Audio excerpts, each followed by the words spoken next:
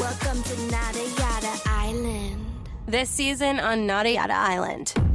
When we were new, they spoiled me. They even gave me a phone. But then, it's like I didn't exist. Don't take yada yada from your wireless carrier. Now with Metro, get that new customer feeling again and again. Introducing Metro Flex. Free 5G phones when you join, same deals as new customers when you stay. Only at Metro by T-Mobile.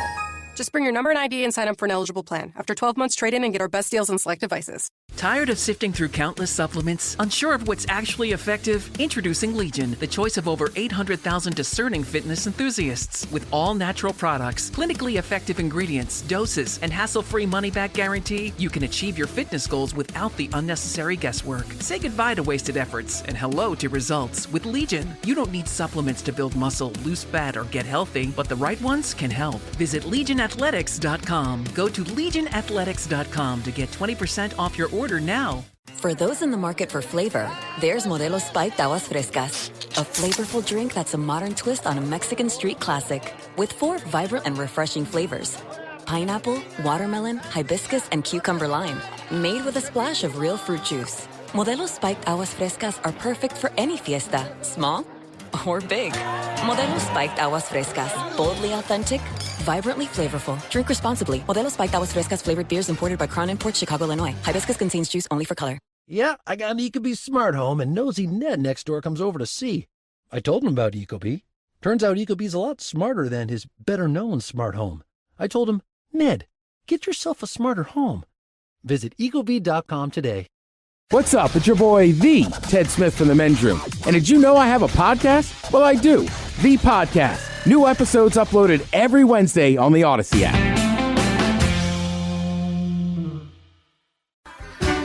Unfortunately, what you're about to hear is real.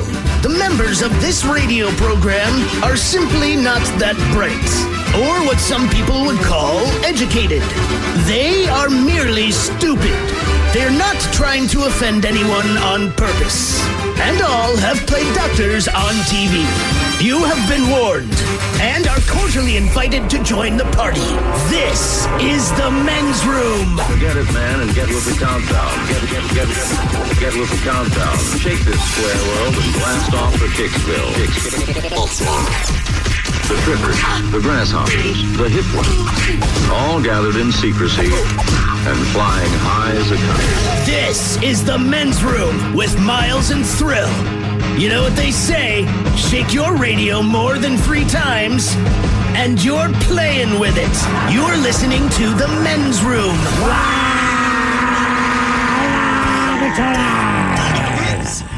And away we go. Welcome to season 19, episode number 4103.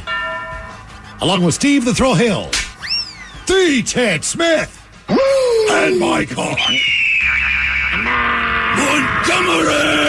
And you are the Men's Room. On tap today, the return of Who Sucks Less. We will play Profile This. Plus headlines, a Men's Room shot of the day, fun with listener emails, and everyone's favorite, TV Time with Ted. Click, clack. All right, here we go. Wisconsin couple says, why not? And gets busy in the lobby of the jail. Meanwhile, one man's attempt to get deported to Haiti, yeah, that was an epic fail. Company makes a cheese that does the opposite and will actually help you poop. One man is selling his radio flyer, Little Deuce Coupe. And a Florida newlywed is proving again why social media sucks. That is all coming on today's very special episode of The Men's Room. And now, here's the question. Hola, bitches. Good day to you and yours. All right, earlier this week, we brought up the story of a teen in Colorado who had to be rescued from an abandoned missile silo. He was with a group of friends when he tripped and fell 30 feet into it. Now, he sustained serious injuries, but he survived. Now, sadly, the same cannot be said for the woman who fell 136 feet at Ohio Stadium during her daughter's college graduation from The Ohio State University. Now, did that bring the commencement to an end? No, of course not. It kept going on and on. And then just today, we learned of a half-naked German tourist who fell to his death after trying to scale his hotel. As he'd been out partying, he realized that he was locked out of his room, so he tried to climb the outside of the building, and he failed when he got to the 4th floor. Now, not every fall has to be tragic or even very far. to make it suck, right? Pearl Jam's Mike McCready, he fell off the front of the stage last Saturday in Vancouver. Now, to his credit, dude just kept playing because that's the only way to try to make it seem cooler. But the night before that, Motley Crue frontman and buffet champion Vince Neil, he took a hilarious spill during the band's performance in Atlantic City. He was doing the typical frontman running around thing, but he tripped and he went face first onto the stage. If you see the video, it's just an ugly fall.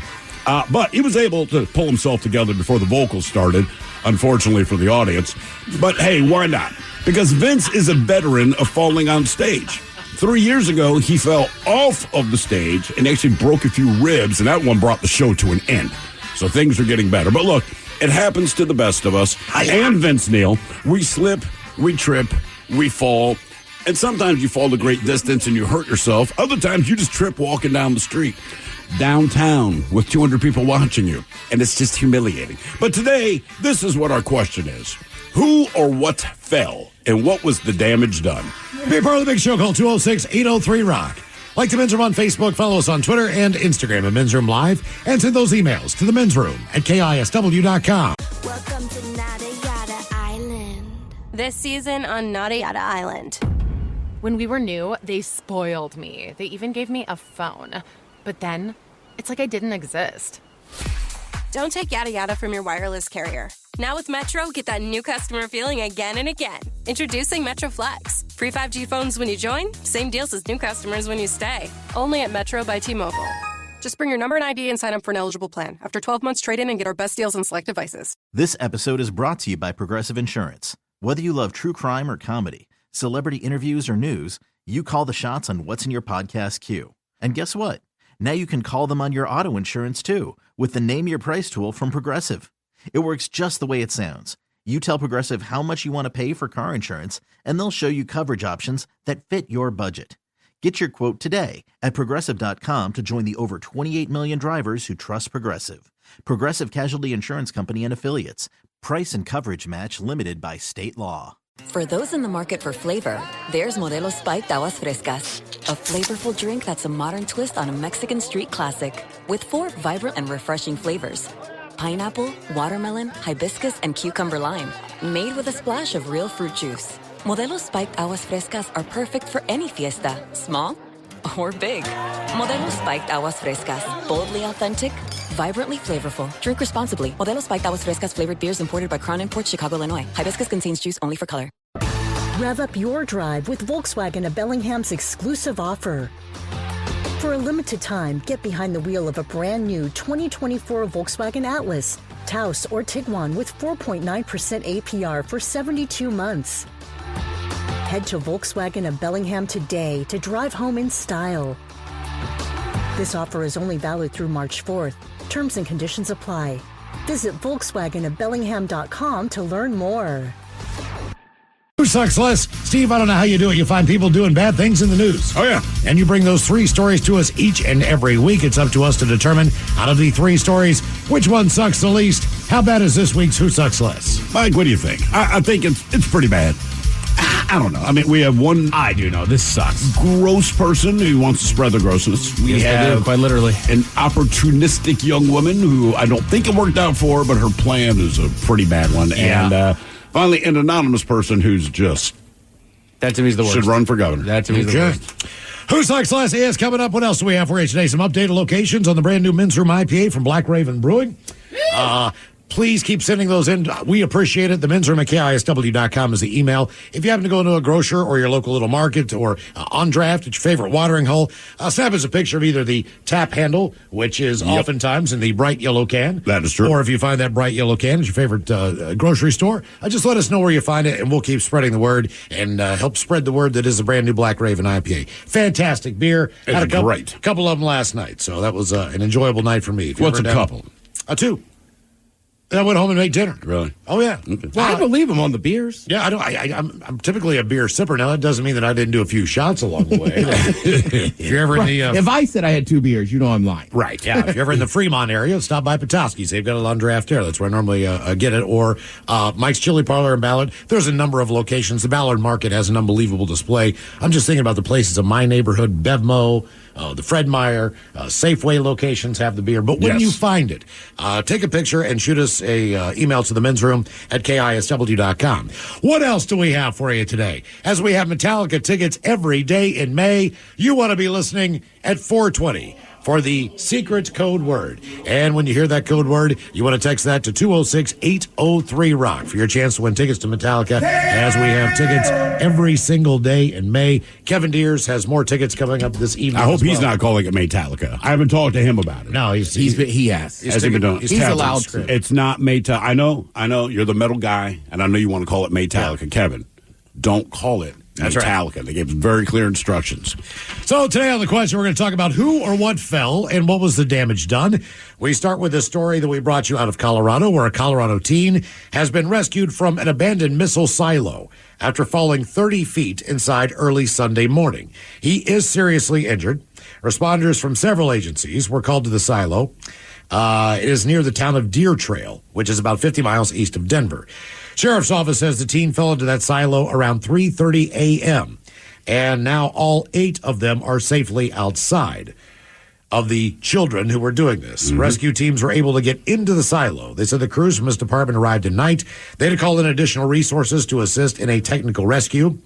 There were inherent dangers involved in the rescue, which meant they needed other agencies to assist with a high-angle rescue, which involves lowering crews with ropes and other climbing gear, hoisting victims up the same way, and was further complicated by poor radio signals. Once crews got underground, their radios did not work. Right. It meant there was a lot of shouting to communicate. At one point, they were out of contact for like 20 minutes. He said his department has trained for rescues like this, but never did anything like that before on Sunday. From the arrival of the scene to the eventual rescue, the operation took 6 hours. Damn. Now, once it was wrapped up, there was a big sigh of relief because we knew no one else was down there. They say, wait, where's Jeff? That complex is an underground city that has been utterly destroyed and abandoned inside. We responded knowing we'd be in for a difficult rescue inside the facility. It's cave darkness. There is no light unless you bring it with you. There's only the person next to you that can hear you. He described sitting water, twisted and rusted metal, and collapsed concrete. It's seemingly endless, the tunnels of danger. There are some massive spaces, and there are some very small spaces as well. Yeah, it's a missile silo, man. So they were lucky to get those kids out of there. I mean, to be honest with you, if I were that age, and I know there's a missile silo that we, abandoned, absolutely I would have done it. Yeah, I mean, look. I'd go in there now. Yeah, I mean, it's hard to resist. Look, I'm 55. Yeah, I'd be there. Granted, they did it at 3 a.m. I'd probably pick a different time. But nevertheless, it's like some big abandoned thing that's there, and that's all you hear about. There's no way you're not going to go check it out. They all successfully snuck out at night. They probably would have all successfully snuck back in had it not been for the fact that they fell down a missile silo. Now, let's be honest. Let's go back to our 15, 16-year-old selves. This is how it goes down. Oh, my God. Ted fell into the missile silo, right? Mm-hmm. Oh, Jesus. We're screaming down to Ted. We finally hear from Ted. I'm all right, man. You got to call help. So we go, thank God. All right, man. Ted's alive. We got to call 911. You pull out your phone to call 911. At least one of these friends goes, wait. Because our parents are going to know that we snuck out of the house, man. And I know Ted's stuck at the bottom of this missile silo and all, but I don't know about you guys, but when my parents hear what's going on, in spite of us saving Ted's life, we're going to be in a lot of trouble. I'm telling you, man, that is a thought that goes through. Like, I know we should call 911. I know he's bleeding out. Just wait, guys. But they all fell in there together, right? No. One kid fell down, so the other 7 are up top. But they went down to try to find him and help him. Right. I see what you're saying. So they were like, hey, let's not call the cops. Let's go try to help him. And then, right, because if you don't need medical attention, there's no chance for calling. We just want to sneak back home. I believe this. And you come up with the excuse for why you have a black eye and a cut head, right, to your own parents. I believe that the fact that the kid fell, in the scenario that unfolded, and the fact that all of them got out safely and it was a big to-do, for whatever reason, the fact that no one was hurt, knowing what was going on, I think the kids get a little bit more of a pass on this than they would have if they just would have gone home and got caught sneaking back. And nothing happened. Right. You're exactly right, because the parents will make this a teaching moment. Hey, this is why we do this. We're not being mean, blah, blah, blah.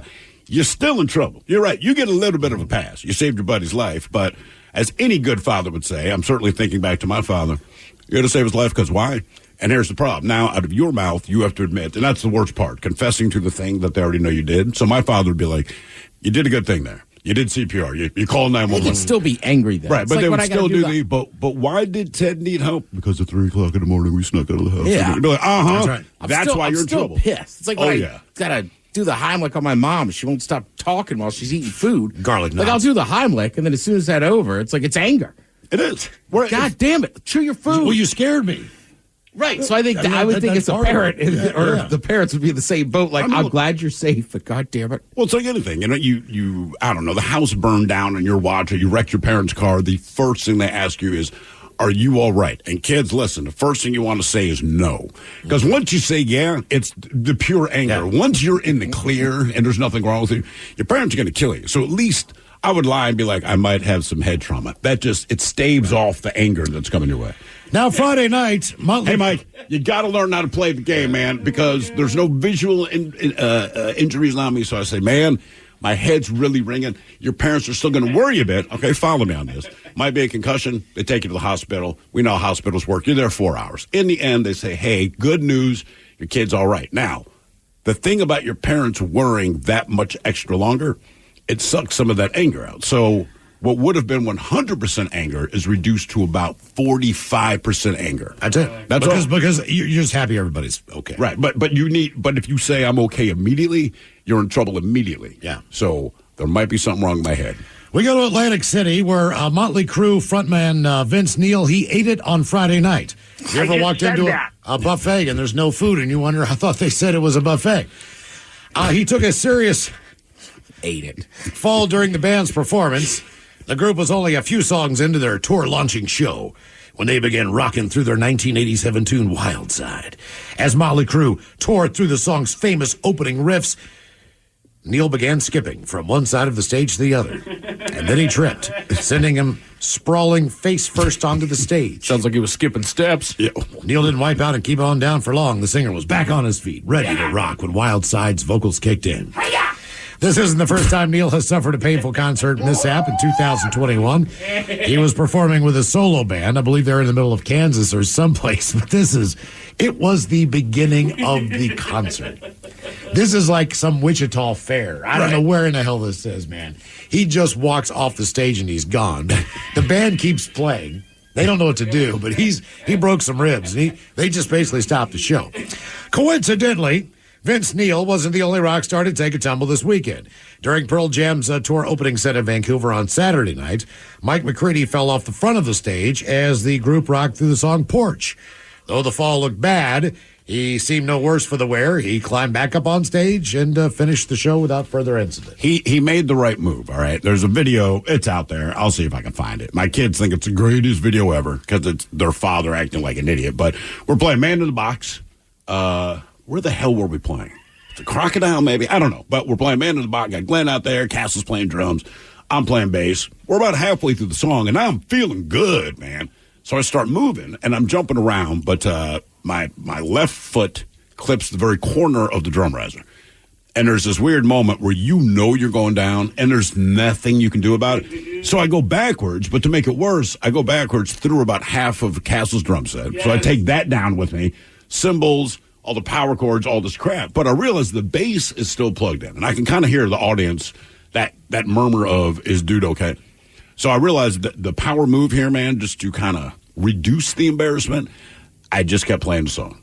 Just kept playing, and then people started cheering because I'm still playing. About 3 people had to come over and help me up because I was determined, like, just keep playing because then it's rock and roll. If you stop playing and pull all these chords and ass off of you, well, then it's just embarrassing. So by the time they pulled me up and I'm still playing, the crowd cheered, and I'm like, now I'm not embarrassed. I know it sounds stupid, but, like, honestly, I was like, if you stop playing, this is pure humiliation. Just keep playing the frickin' song. Back at Key Arena, Zakk Wylde was hammered and fell backwards on stage at the Ozzy show, and they just came out and picked him up, and he just kept on playing. I was going to say, that was the first time I saw somebody do that move. Apparently, you cannot stop Zakk Wylde from playing. There's a story of him somewhere in there, and it's not him falling, but he's playing. I can't remember what he cut his hands on in the middle of the show as he's shredding, but it's time for him to do a guitar solo.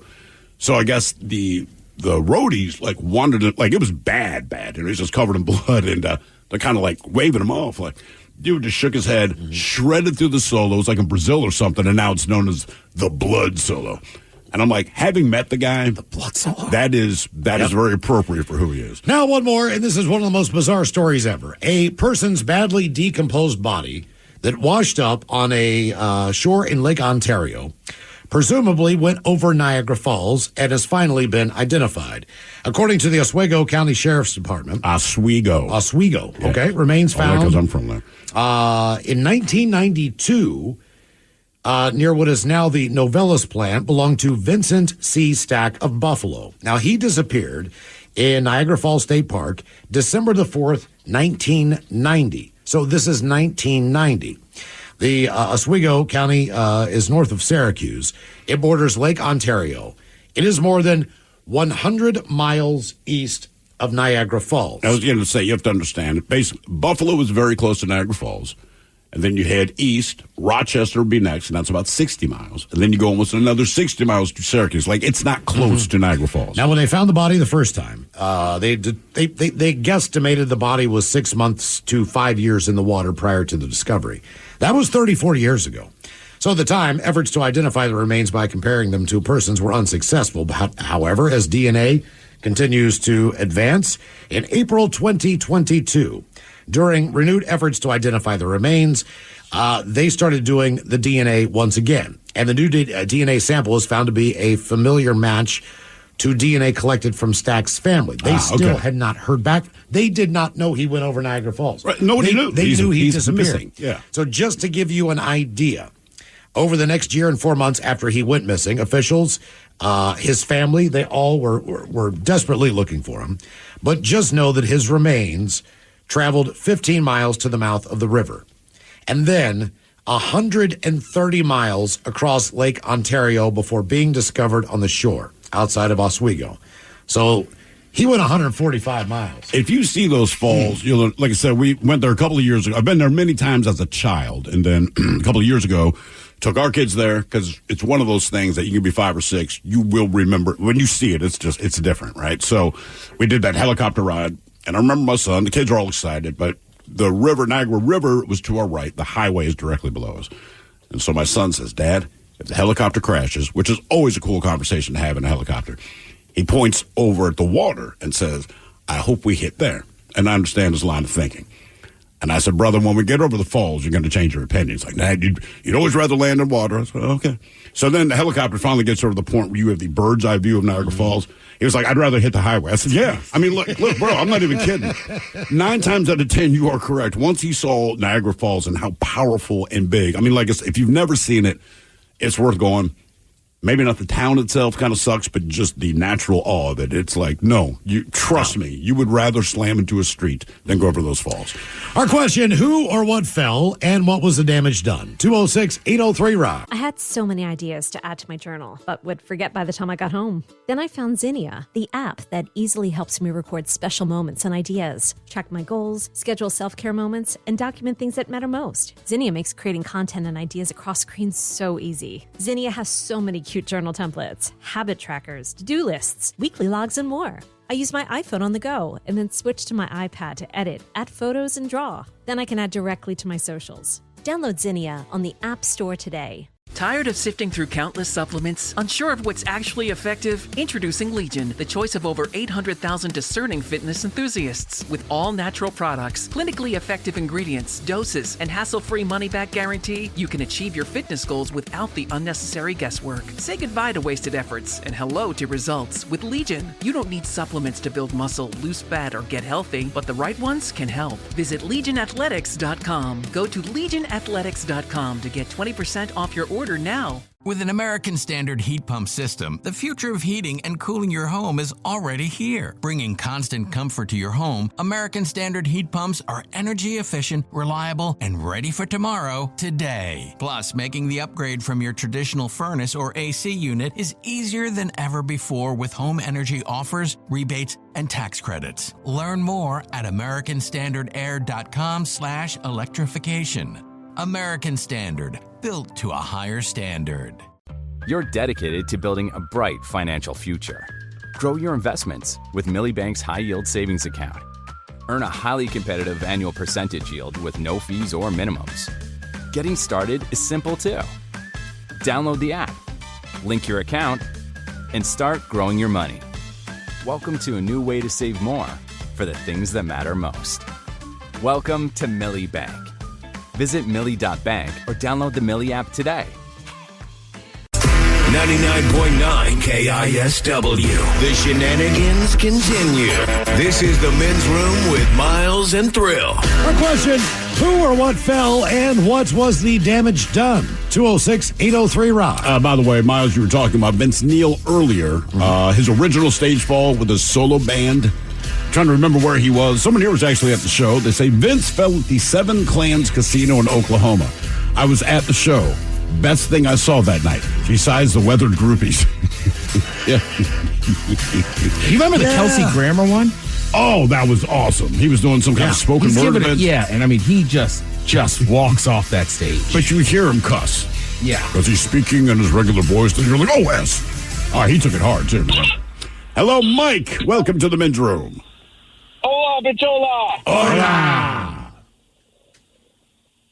How we doing, boys? We're doing great, man. Thank you. All right. So my story is I fell. How far did you fall? I fell about 7 feet. All right. Onto my tailbone. Ooh, that's bad. That is one of the worst. Other than your head, that's like my second least favorite to play. No, man, it was the worst. All right, so let me break it down for you. Went over to my buddy's cabin up in Granite Falls, Ha ha. They used to call it granite, so you got there, yeah. Exactly. So I went up to help my buddy's my buddy's family renovate his cabin up there. We get up on the roof, climb up on the roof. We start from the deck railing, climb up on the deck railing, and jump up on the roof. So we get up there, and you notice some embers come up. Easy. Once again, Men's Room Colors, here are the 7 words you can't say on the radio. Sucker, mother, and please keep those words in mind when calling. Now, back to the program. Fewer F-bombs. I am so sorry. I'm so sorry. Now, we understand. That came out in the run of talk. Right, it's standard. But you said embers are coming out of the chimney. Were they burning a fire? Coming out of the chimney. Yeah, we were. And he thought we were drunk, mind you, okay? And so we get up there. He thinks the house is burned. And he didn't know what was going on with the chimney. So I'm like, no, it's fine. We check it out. We're having fun. It's dusk. It's really getting dark, and stars are coming out. Visibility is slim to none. And so we go to the edge of the deck right above the kitchen. It's probably about an 8-foot drop, maybe. He's like, just jump down. There's a hill right there. You jump to the top of the hill. It's a shorter jump, shorter distance, shorter fall, rather, than going down alongside the house. And so we get there, and I'm like, all right. I put my phone out. This is where I went wrong. I put my flashlight out to judge the distance, right? I'm like, okay, I got that. I took a couple steps back, get a running distance, and then in my drunken state of mind, I'm just chugging along. My phone's on the side, and it's like passing the baton, and I jump off the roof, and it basically like long jumped it and landed on my butt.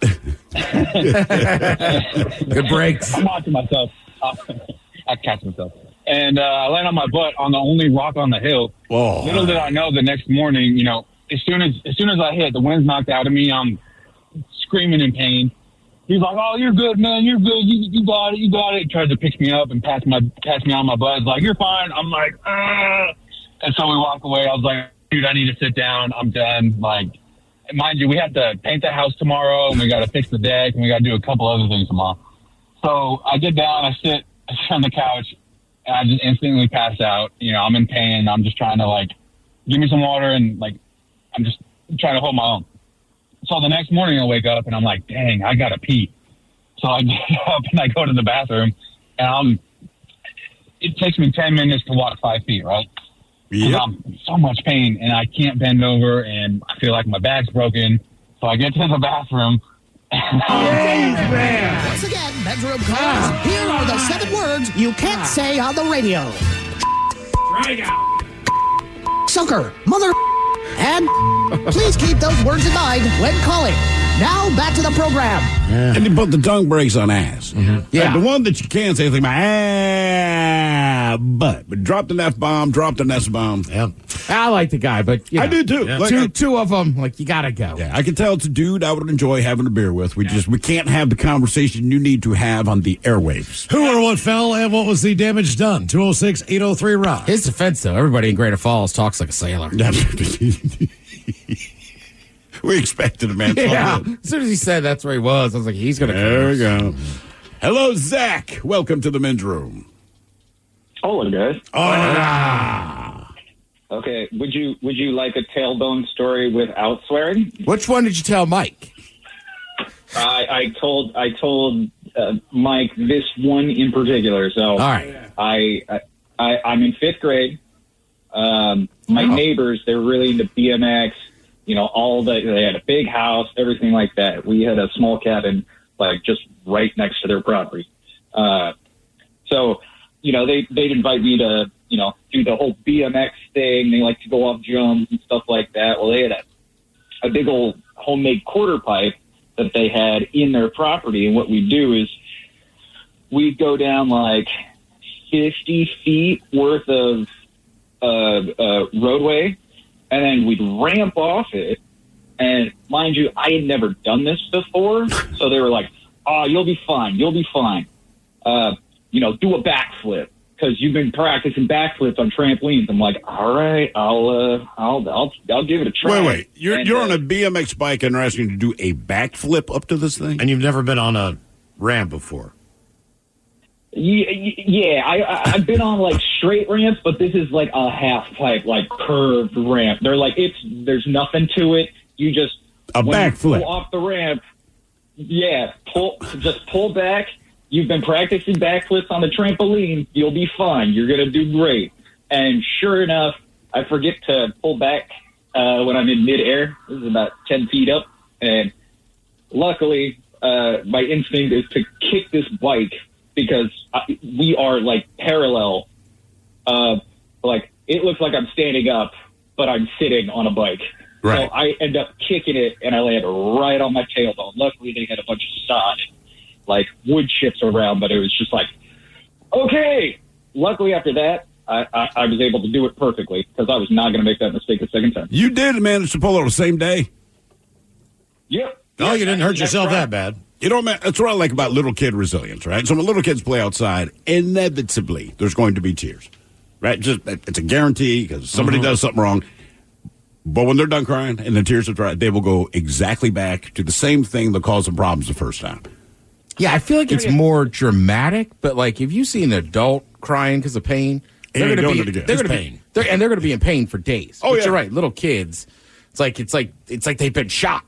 But then when it's over, it's like, boom, I'm fine. Well, the thing is, I remember my kids last summer, they're having a pool noodle sword fight kind of thing. And there was like 8 of them. And I know what's going on. You can hear them screaming, yelling, having fun, laugh.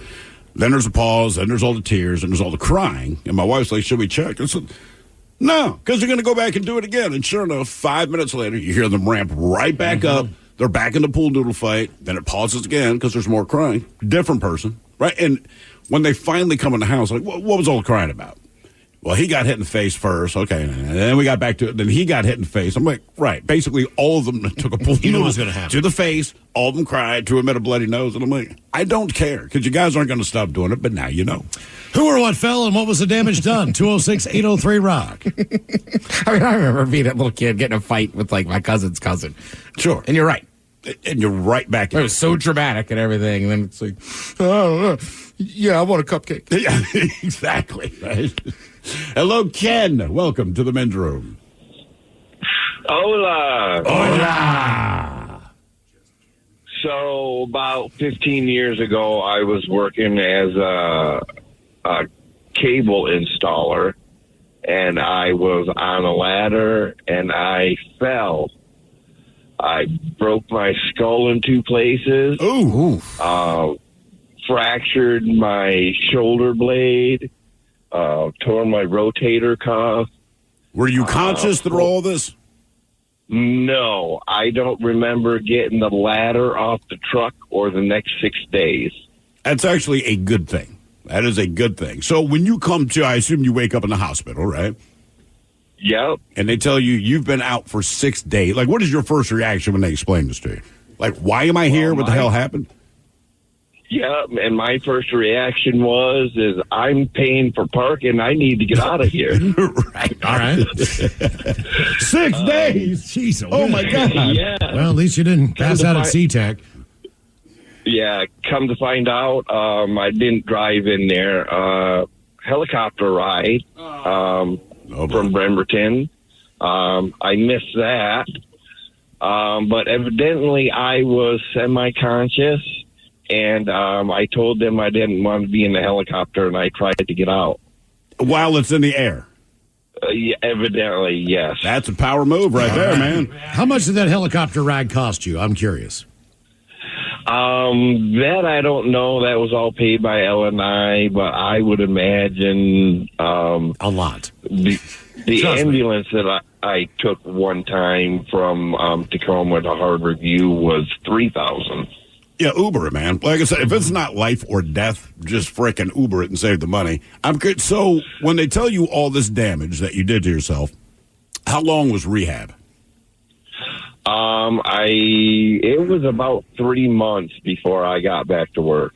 And how long ago did this happen, and is there still any side effects from it now? Yes. Like I said, it happened about 15, 16 years ago, maybe. Yeah, my equilibrium is all messed up. There's minerals in your ear that brush little hairs that tell you which direction your head's turned. Yeah. And I actually knocked my rocks loose. And it's been a problem ever since. Do people notice that you're different? I mean, if you have a close friend that goes God, are you slow now? Right. Is there anybody that could just gives you the truth serum every once in a while? Just man, your eyes droopy, or you're slow, or you're drooling, dude. I mean, you already drunk? That's normal for me. But no, standing up and turning at the same time or standing up too fast just gets to me. What do you do for a living? I work on cable TV. That's right, you said. Okay. Oh, man. Interesting. Well, that sucks.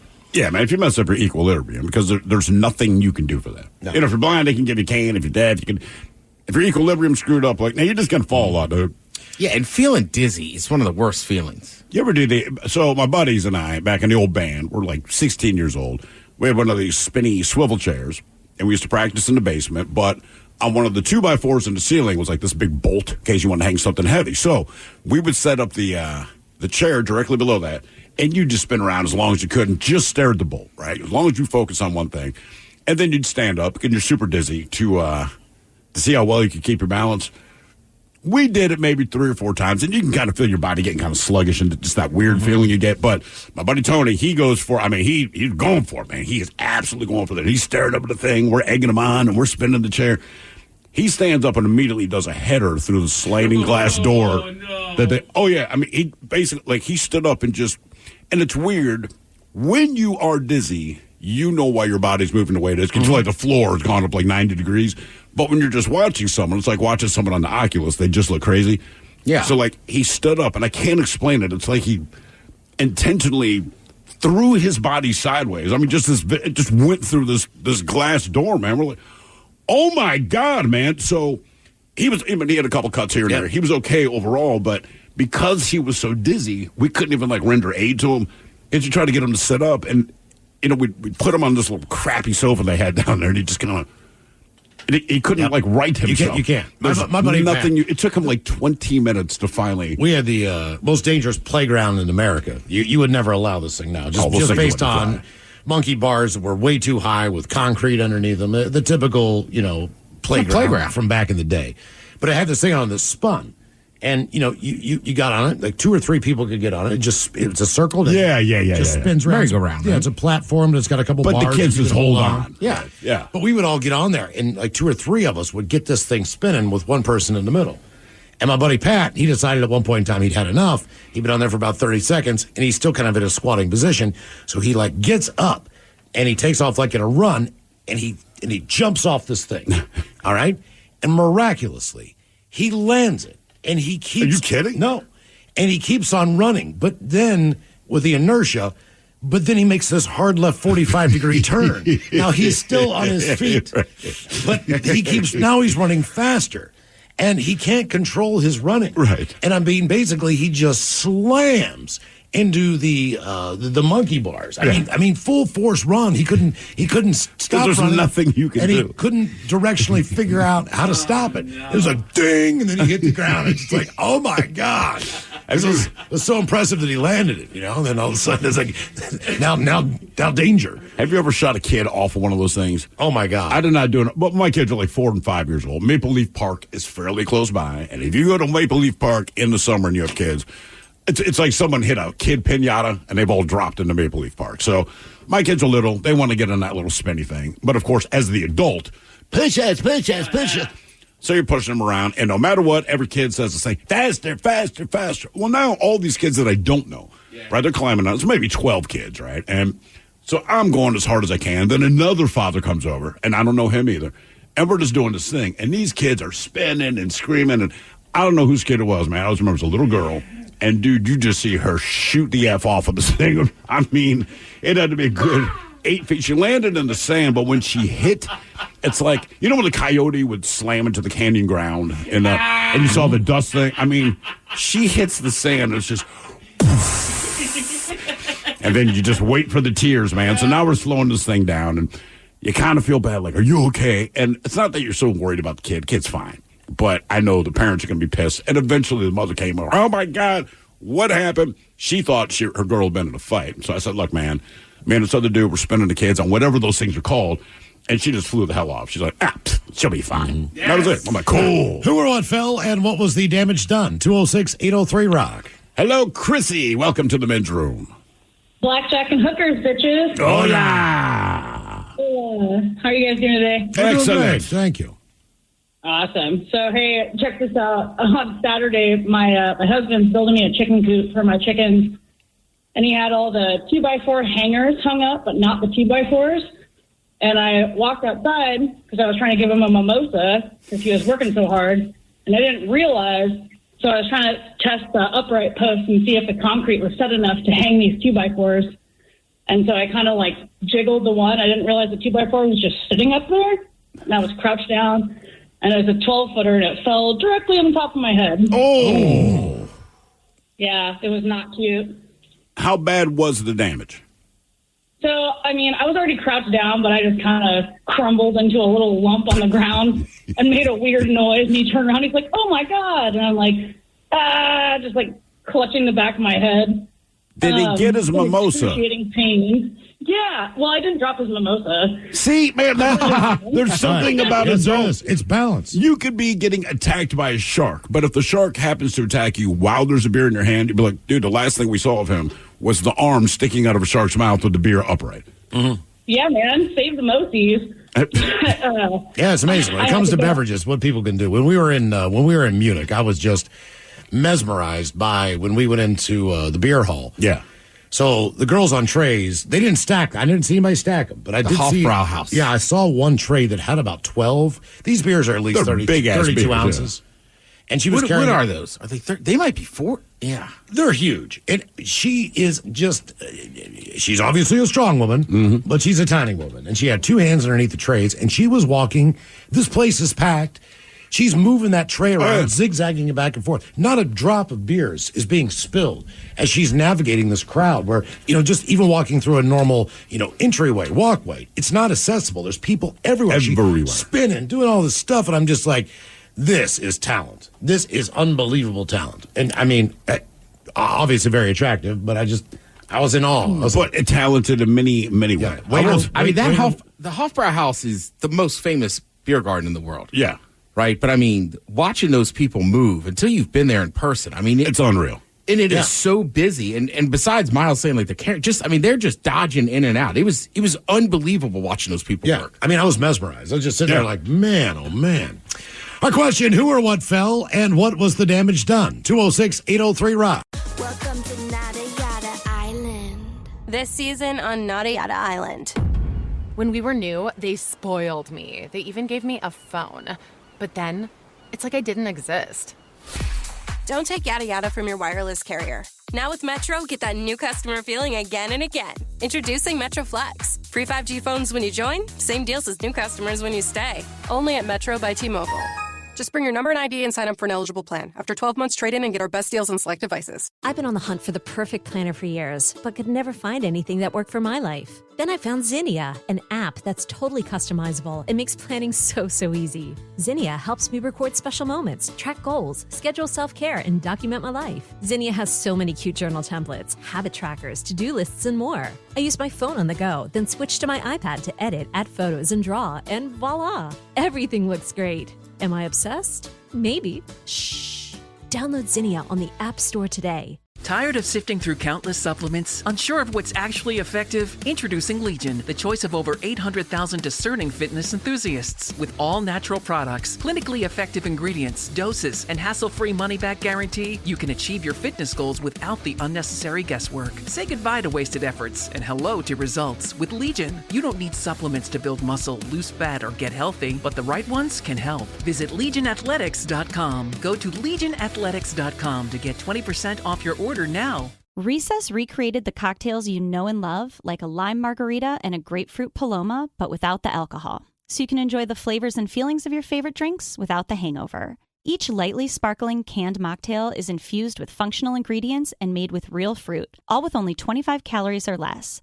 So whether you're relaxing after work or hanging out with friends, Recess Zero Proof Craft Mocktails are a guilt-free way to unwind. Head to takearecess.com/mocktails now to get 15% off the Recess Mocktails Sampler Pack. Welcome to Nada Yada Island. This season on Nada Yada Island. When we were new, they spoiled me. They even gave me a phone. But then, it's like I didn't exist. Don't take yada yada from your wireless carrier. Now with Metro, get that new customer feeling again and again. Introducing Metro Flex. Free 5G phones when you join, same deals as new customers when you stay. Only at Metro by T-Mobile.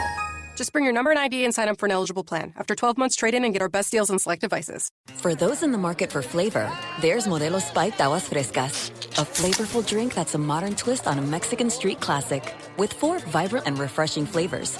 Pineapple, watermelon, hibiscus, and cucumber lime. Made with a splash of real fruit juice. Modelo Spiked Aguas Frescas are perfect for any fiesta, small or big. Modelo Spiked Aguas Frescas. Boldly authentic, vibrantly flavorful. Drink responsibly. Modelo Spiked Aguas Frescas flavored beers imported by Crown Imports, Chicago, Illinois. Hibiscus contains juice only for color.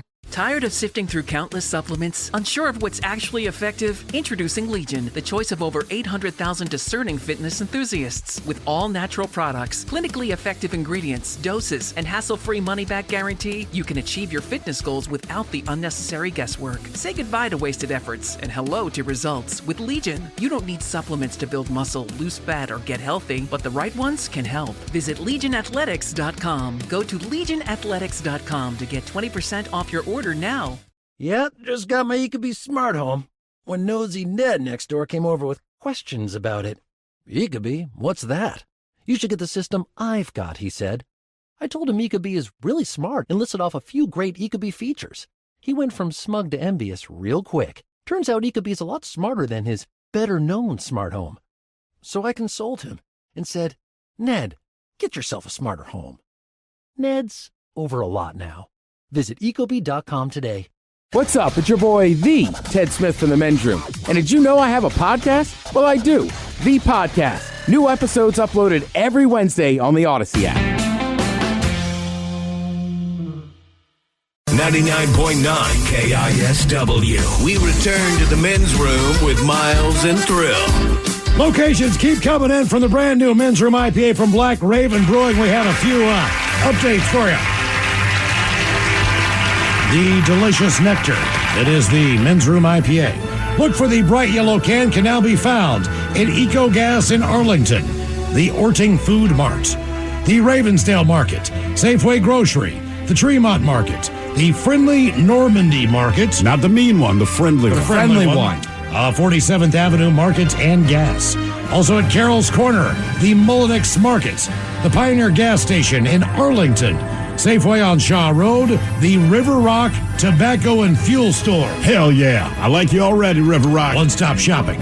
The Seahurst Handy Mart, the Black Lake Grocer, Valley Tavern, also available at the Little Rock Grocer, the Chevron in South Tacoma, the Highland 76 station, Grove Street Food Mart, the Boulevard Grocer, Probst and Ernst, the Grocery Outlet in Burien, the Shortstop in Chevron, Sid's Handy Mart. Yes, Sid. Along with the Safeways in Arlington, in Everett, North Bend, Panther Lake, Graham, South Meridian, Sedgwick, and Everett. Some of the locations where you can find the brand new Men's Room IPA from Black Raven Brewing. Keep in mind, a portion of proceeds benefit our friends at the Fisher House, and you're doing good every time you pick that up. Our question, who or what fell, and what was the damage done? 206-803-ROCK. Couple of quick texts there. Says, "Hola, bitches. I ended up in the emergency room last Christmas Eve getting my shoulder put back into place. You see, the night before, I fell off the bed, not doing anything fun. I was trying to kill the spider on the ceiling, and then my feet slipped on the slick footrail. I missed the spider, but I did hit the floor so hard and so quick. I knew immediately something was wrong. Thought I broke my arm. Took me about 15 minutes just to get up. Couldn't move my arm. Massive pain. Turns out dislocated my shoulder. Couldn't go to sleep with the spider in my bedroom. I've hated spiders my entire life. I really hate them now. Killed them all." You're not wrong. And that's from our friend Matthew, especially Christmas spiders. And then this one. There's a pick-me-up.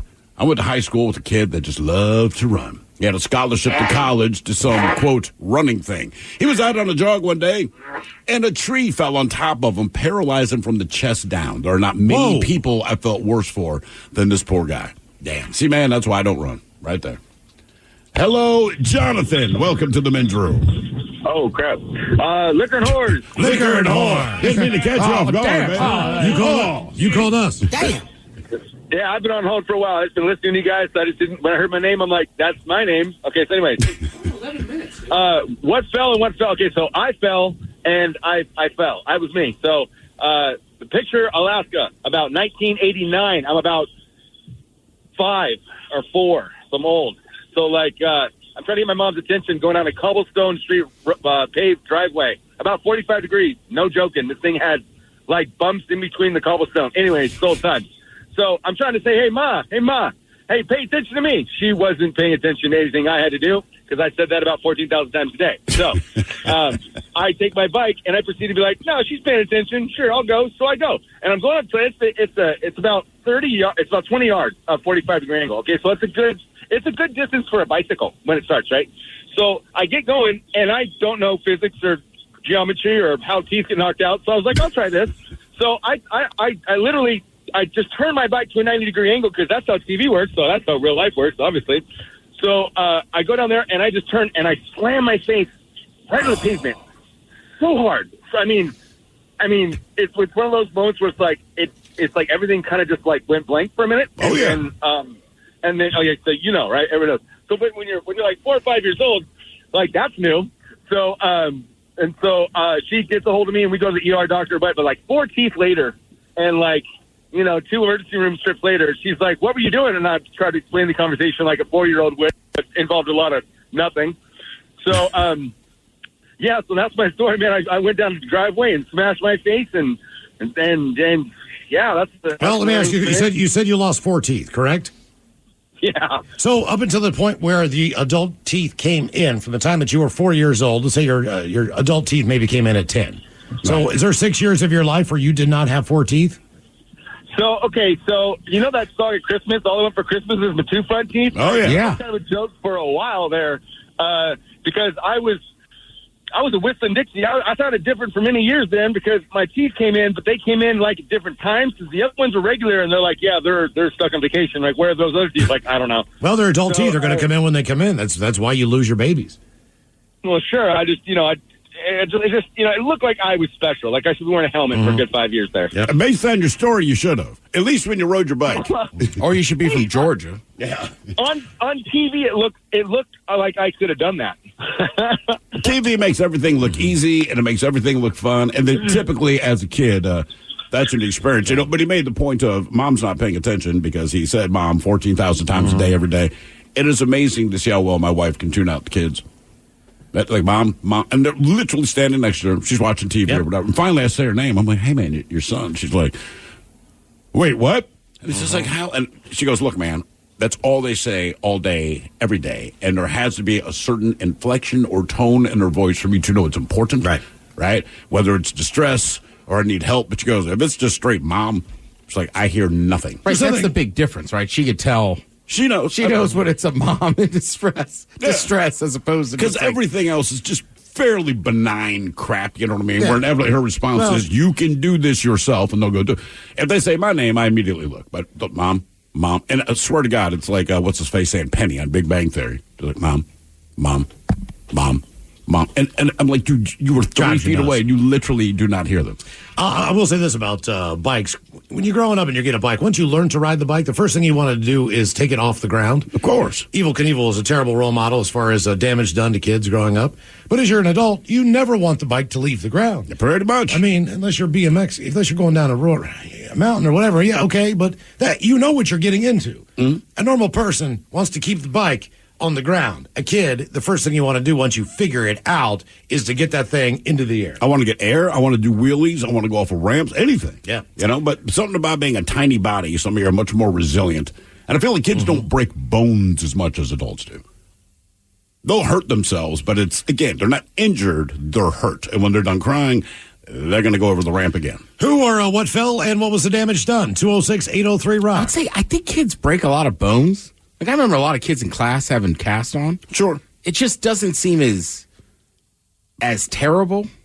I think you know what I mean? Like, quicker. Sorry, fifth graders, but like if a fifth grader can't use their right hand for 2 months, it's not a big deal, right? You broke your wrist. Like, sucks. You have stuff to do. Right. Like, I'm just like, you need that hand. Also, I'd feel like they heal quicker, and also just the percentage. Like, put it this way. If I do 3 stupid things in a year, I will break a bone 2 of those 3 things. If my kids do 120 stupid things a day, maybe they sprain an ankle. So I'm saying the law of averages says, look, if I do what you're doing, I will hurt myself on the first try. And I'll be in the hospital. Like, your mom can't kiss it away. It's not a 10-minute wait. Like, I'm actually damaged and I have to use insurance.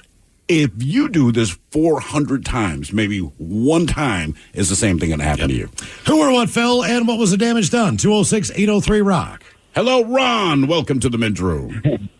Liquor and whores. Liquor and whores. What's up, guys? So, first of all, I want to give you all a shout out. You guys are the greatest thing the Pacific Northwest has to offer in the last 20 years I've been here. Take that, orcas. Yeah. I literally... Space Needle. Yeah, F you. Oh, Amazon, kiss our ass. What have you done? I used to listen to Ricker every day and call in at the 420 shout out every day and actually put the little butt pimple sized town I used to live in, Shelton, on the map. Shelton. All right. Sure. Shelton. Yeah, no, like I was literally like, it got to the point where I was at a house party and these dudes were like, "Are you Big Red that calls the rock station every day?" And I'm like, yeah, that's me. And they treated me like I was a celebrity. Just for mentioning Shelton. But anyway, 2 stories, both involved weed. But first one, friend of my homeboy of mine bought a 6-foot bong, and we're breaking it in. And we take the stem out and put a blunt in instead of a bolt. So we got a freshly rolled blunt in the stem hole, and I'm puffing this thing, and I get it all the way full. Put my hand over it, cap it, give my friends one last look, just take a deep breath and clear the whole thing. I pick my head up, and I just like a redwood, boom, hit the floor. That sounds about right. And I come to, open my eyes, and I see like I'm kind of laying on my stomach, and I'm kind of looking to my left, and I see the carpet, like next to my face, and I'm like, and I see everyone's feet on the floor, and I'm like, when did they get carpet put on the wall? You like fell against the wall? I said, why is everyone standing on the wall? I'm like, why are you guys standing on the wall? And they're like, why are you on the floor? Man, I got up so fast. I'm like, what am I doing on the floor? Yeah. That actually adds up, man. And we've all been there. It's like that's... Second time, me and my homeboy were hitting a gravity bong in his backyard. He lived in an apartment complex, so he just had that little patch of concrete, behind the sliding glass door. So we're out there, and we got a, pot of water and a Shasta bottle, and got this thing fully drawn up, just green with smoke. Take the cap off. I just take the whole thing, and I'm down on a knee when I take it, and I stand up immediately after I hit it. Just stand straight up. Yep. Out like a light. Yes, that's a rookie move, brother. You should have learned the first time. Mind you, I'm like at the time I'm like 270, and my homeboy's mom had one of those old flower pots that looked like a barrel, like a cut-off barrel, you know, with the slats of wood. She had one of those. I fell on that thing full weight. Oh, my goodness. Knocked the pot of water over, knocked the chair over. She's in the window like, what are you guys doing down there? And he's like, nothing, Mom. Right? He's trying to pick me up off the ground. You know, I wake up the next day, I literally have a C, like a crescent-shaped bruise on my rib from where I landed on that flower pot. Always be seated when you're doing those types of things. Man, and look, you could fall off a seat. You know that now. But yeah, you guys going to do Red Fest this year? What's that? Are you guys doing Red Fest this year? Now we're doing the Men's Room World Tour, so instead of one event that lasts like 8 hours in one location, we're heading north, south, east, west, northeast, northwest, southeast, we southwest. bounce around so people don't have to drive as far and kind of make it a little bit more smaller and intimate and, you know. All right, because I want to come meet y'all, and I want to roll one with Ted. I roll the best blunt you'll ever see, dog. All right, I mean, you know, I'm in. Yeah, Ted seems okay with that. Yeah, cool. We're just not smoking it out of a bong. Actually, it's funny. I won't say where, but a guy I know at our local watering hole, he knows of Ted, and they'd experienced meet you, I guess, in person 3-4 weeks ago, whatever. So I go into the bar. He's like, hey, man, I hung up with your boy Ted last night. I'm like, all right, man, fun guy. And he's like, listen, and he was already in a good place, right? But he's like, Ted's like, nah, man, come on. I saw him Sunday, and he was like, I was already ahead of you. Yeah, like, yeah. And he admits that part. He said where it went south for him. He goes, so this particular guy, he always has a dugout. Right, so he'll just take little hits of weed here and there, whatever. And if I go to smoke, he'll go out and hit the dugout. No big deal. So, and that's just his thing. So he says, so Ted's here, and we're throwing down beers, we're having a good time. And but before I go, he goes, we're going to smoke some weed. And just the way he puts it, he goes, Ted pulls out an effing spliff because God forbid you just have a goddamn dugout. And I said, well, it's like, wait, but you got to understand. It was like one of those blunts, like rolled up and like dipped in this. Oh, Again, no. Right. So he hits dugouts all the time. Ted, he's just the way he put it. He has an effing spliff. Because God forbid he just have a goddamn dugout. I hit that thing, man. It's like my night just ended. And so his wife comes in, are you coming home? And he's like, just give me a goddamn minute. I'm sitting at the bar trying to equalize myself, man. Yeah. Who or what fell and what was the damage done? 206-803-ROCK. You are a savage in his eyes. Like, my God. I don't give it two thoughts. It's like, oh, because that's how we all smoke. We're smoking. Yeah, they got them in tubes. You know, I haven't even thought, once they legalized weed, the idea of a dugout just kind of went out of my head because the dugout for me was, all right, well, God, that was a great thing to have, though, back in the day. We're going to sneak in the concert. Awesome. We're going to sneak it here. All right, my ignorant ass. What the hell's a dugout? A dugout. It's a little wooden box, and it's got a flip top on the top or a little turn top. And on one side is a ceramic or a metal-shaped cigarette, and it's painted like a cigarette, and it's got a spring loaded in it. The other side is the dugout portion where you put your weed. And you just grind it down in there to fill up the cap, and you hit it, and boom. And keep in mind, right it's back in. maybe 4 millimeters deep of weed that you can fit in there. So it's just a quick hit. Okay. And that's what this guy, he just hits it, once every 15 minutes. Ted rolls in, man, with a spliff. And look, and like I said, now that it's legal, that's just kind of what we smoke. Well, he doesn't. And so heating that is it's kind of like if you said, you know what, man, I enjoy vodka soda. And I go, okay, I tell you what, Mike, drink this gallon of Jack Daniels, right? I mean, it's just the difference in how it hits you. So, yeah, his night changed. Who or what fell and what was the damage done? 206-803-ROCK. I went home and got Taco Bell. Hello, Gary. Welcome to the men's room. Hey, hola, bitches. Hola. Liquor and whores. Liquor and whores. Okay, so I take the kids to the child fair, and of course you got to go to the kids' playground or whatever right there, and there's always long lines there. So put my kids in line. My wife's there watching the kids, and I figure, well, hell, I'll walk around and behind the white little tents there and go have a cigarette. So I sit down, I'm having a cigarette. That's where you're most likely to meet me at any fair, by the way, because you got to go behind the tents. I get it, but that's my spot. And I'm sitting on one of those concrete barriers right there. And out of the blue comes this body flying out of the sky and lands on the pavement right in front of me, about 12 feet away. Oh, my God. So I'm like, what the hell? And this guy's moaning and stuff like that. Well, when I went around the tent, do you know that gyro thing? Is it the one you stand on, or does it lift you in the air and swing you? Like Da Vinci. Hold on, let me think. So there's the one that you kind of stand against the wall. There's another one where you're kind of seated, but it lifts you up and spins you around. No, I don't think they have it there anymore. Okay. It's a big hoop on the outside and then a little one on the inside, and you can it starts rotating like a gyro. Okay. You're going upside down. You're going all over. Well, when I went around the tents, I had to kind of skirt that to get in behind the tents there. Well, I'm going to date myself, but you know when they used to wear high tops and didn't tie them? Yes, we remember. Okay. So I look over where I hear all the crowd, and it's over by that machine, and then I see these pair of shoes strapped in there. Oh no. That guy came flying out of that thing, landed in front of me, and I couldn't believe it. But the body actually came above my eyebrows. It literally came out of the sky, and I'm like, where did that guy come from? So did you check on that guy first, or did you? Did you even offer assistance, or did you just? I want to see where that guy came from. Hey man, you need a cigarette? I was in shock.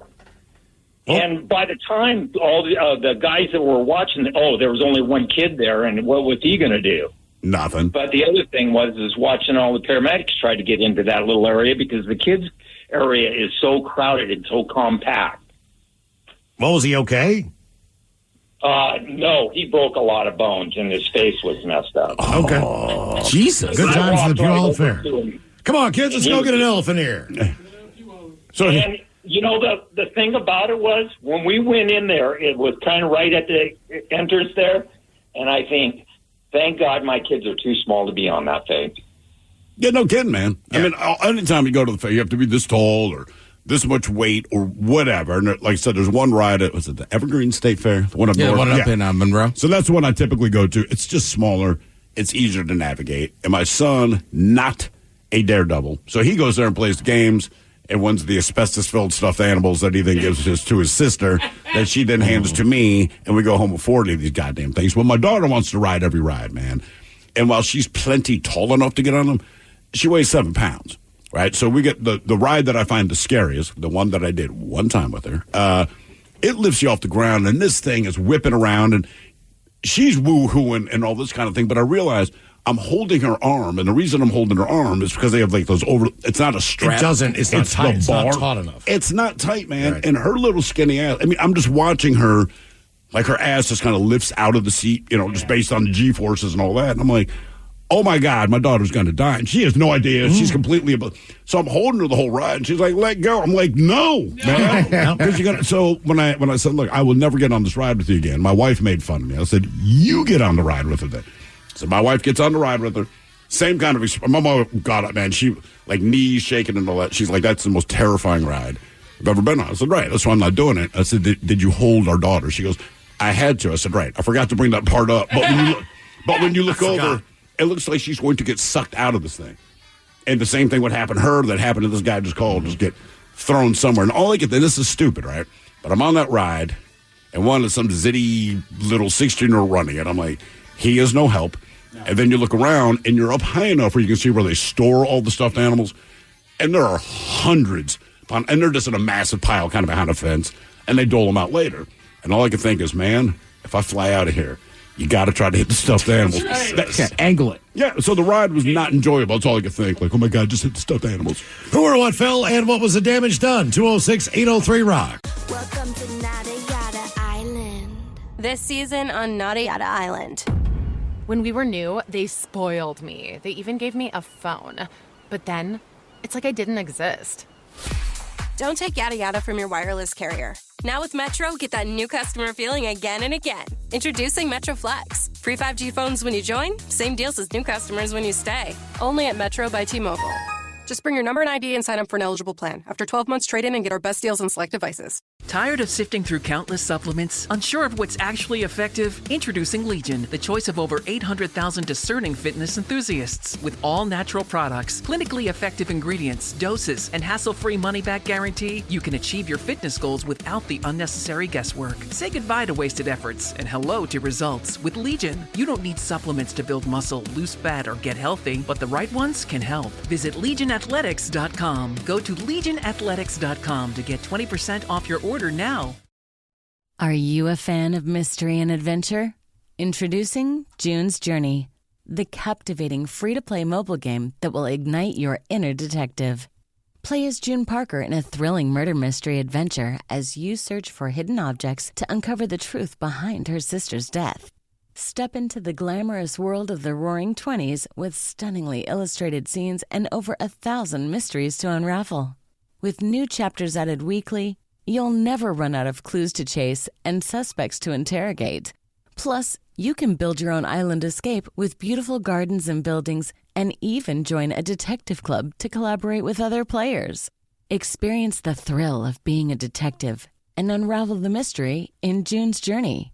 Download June's Journey now on your Android or iOS device or play on PC through Facebook Games. Rev up your drive with Volkswagen of Bellingham's exclusive offer. For a limited time, get behind the wheel of a brand new 2024 Volkswagen Atlas, Taos, or Tiguan with 4.9% APR for 72 months. Head to Volkswagen of Bellingham today to drive home in style. This offer is only valid through March 4th. Terms and conditions apply. Visit VolkswagenofBellingham.com to learn more.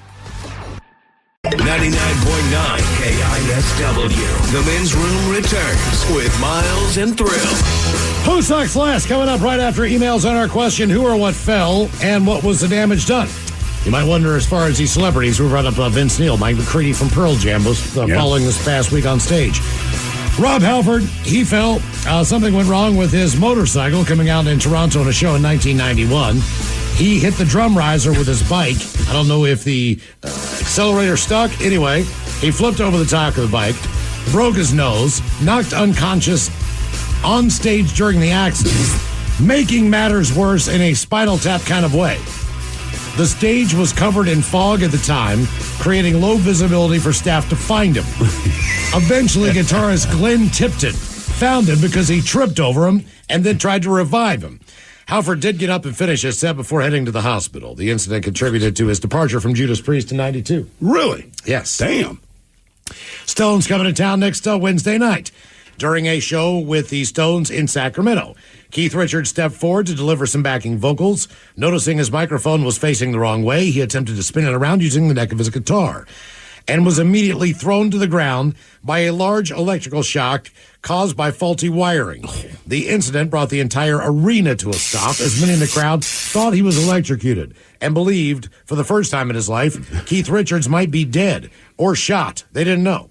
Richards was taken out by medics, rushed to a nearby hospital where he eventually would be fully revived.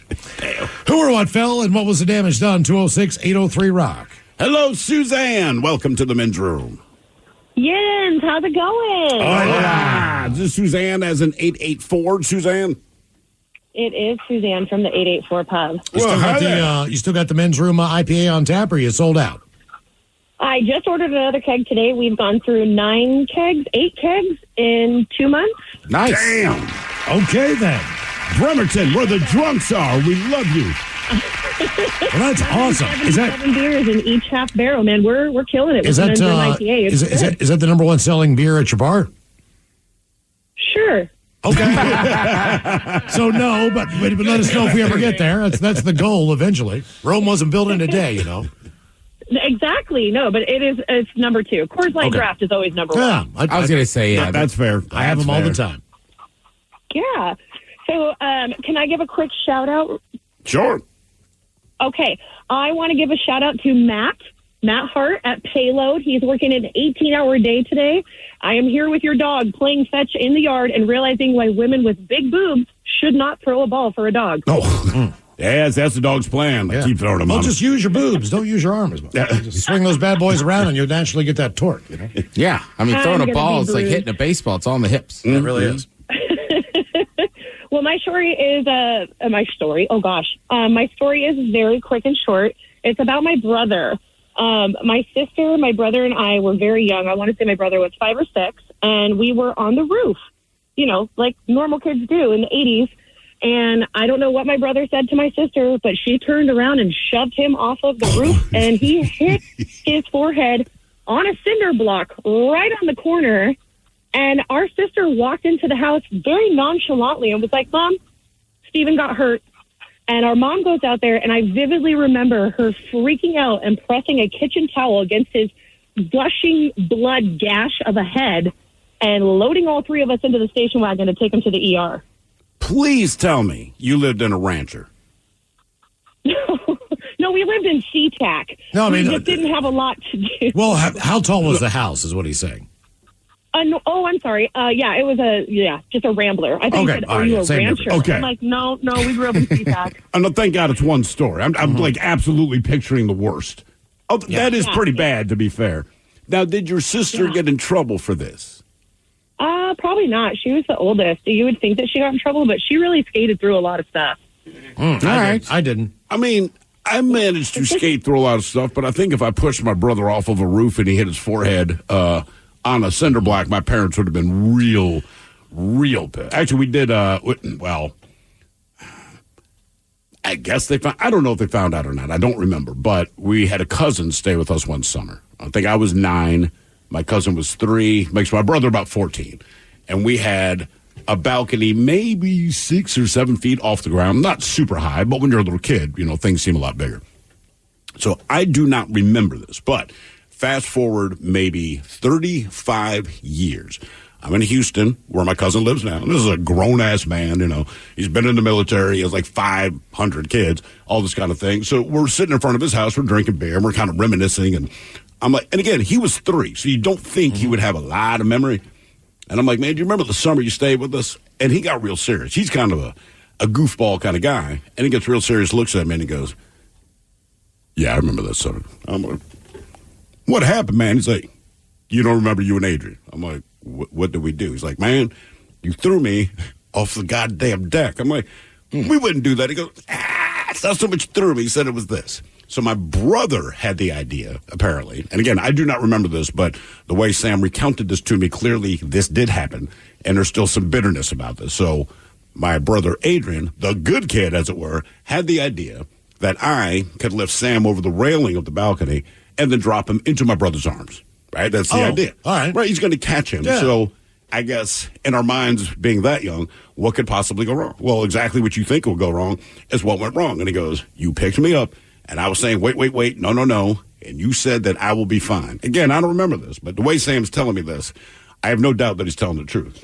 And he's like, man, your dumbass brother went down there, had his hands out, and he said, drop him. And you dropped me. I said, tell me you missed. He's like, no, you didn't miss. He's like, your brother wasn't strong enough to catch dead weight of a body. So he's like, I just went through his arms and slammed into the ground. And I'm like, really? He goes, yeah, man. And he goes, and the wind was knocked out of him. And so the first thing out of my brother's mouth was, don't tell my parents. Whatever you do, don't tell my parents. Yeah. And he said, then you guys were like super nice to me all day until your parents got home from work. As I understand it, he never gave up the gig on us, so we got away with it. But I really don't remember. But when he told me that story, he's just like, yeah, man. He goes, that's exactly what you did. Your brother wasn't strong enough to catch my ass, so I slammed it to the ground. I'm like, my bad. And all you guys cared about, said you didn't care about me. No one even asked if I was all right. It was just, don't tell mom and dad. Who or what fell and what was the damage done? 206-803-ROCK.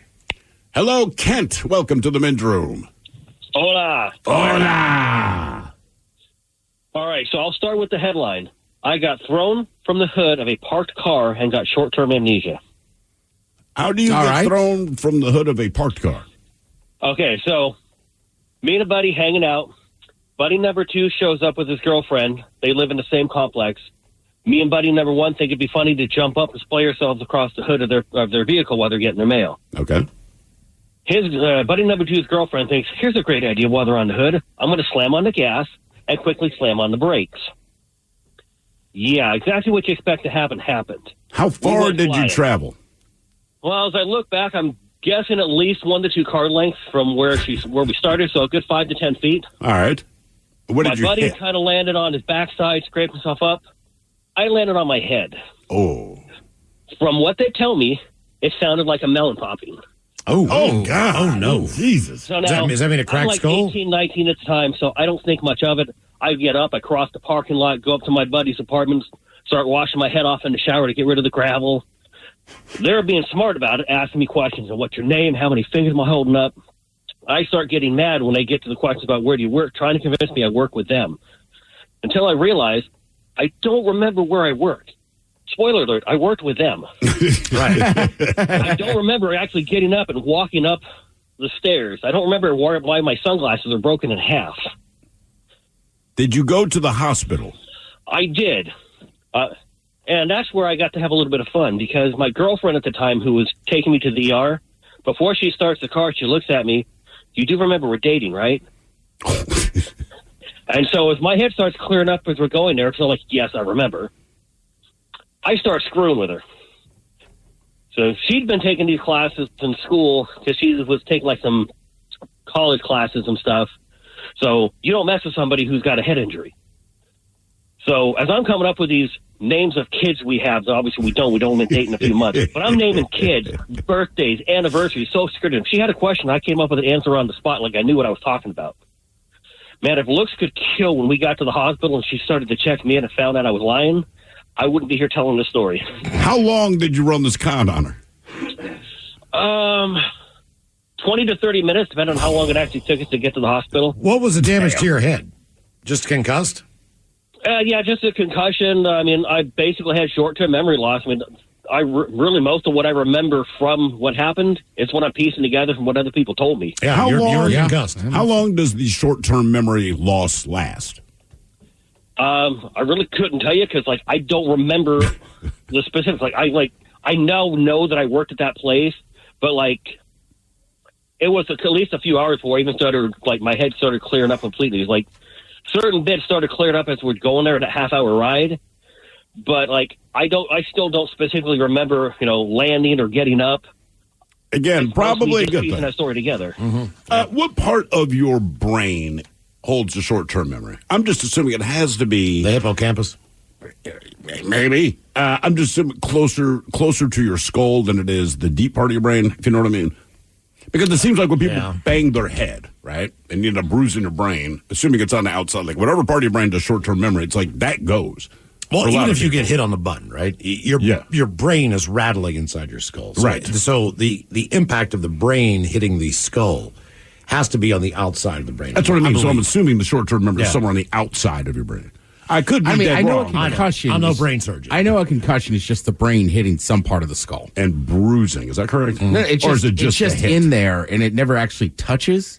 So concussion means you got rocked so bad that it actually bumps part of the skull. And that's so I don't know if it matters. Like, I mean, maybe it doesn't. I've had some, but like that one when I fell off the balcony, that concussion's so bad. Like, I just, to this day, there's just 5 hours gone. Right. I can remember the night. I can remember being dizzy and falling over, but talking to people and somehow getting back to my apartment is just gone. But, I mean, and like we talk about the advocates all the time, but this is kind of the reason why they're like, hey, man, just get a lawyer because you can get in the accident, right? And you don't think anything has happened, but as they explain it, like picture your seatbelt. If you don't have the seatbelt on, your car has come to an abrupt stop, but you didn't. Right? Yeah. And you go through your windshield or whatever's going to happen. And like, your brain doesn't have a seatbelt. So something comes to an abrupt stop. Your brain is still moving forward, even though your head's not. And your brain literally smashes your skull. And like, but you might not know that for a couple of days. Who or what fell and what was the damage done? 206-803-ROCK. That's why I invented brain seatbelts for sale now. Oh, no. Oh, yeah. You just strap it from inside of one ear to the other, Mike. Hello, Zach. Welcome to the men's room. Hola. Hola. How's it going, guys? Doing well. First-time caller, long-time listener. I've been listening to you guys since I was like 14 years old. This is pretty crazy to me. How old are you now? It's crazy to us, too. Thanks. I'm 27. Great. Okay. All right. Man, oh, man. Yeah. So, my story, about 6 years ago, summer of 2018, I was going through a little bit of a cliff jumping phase.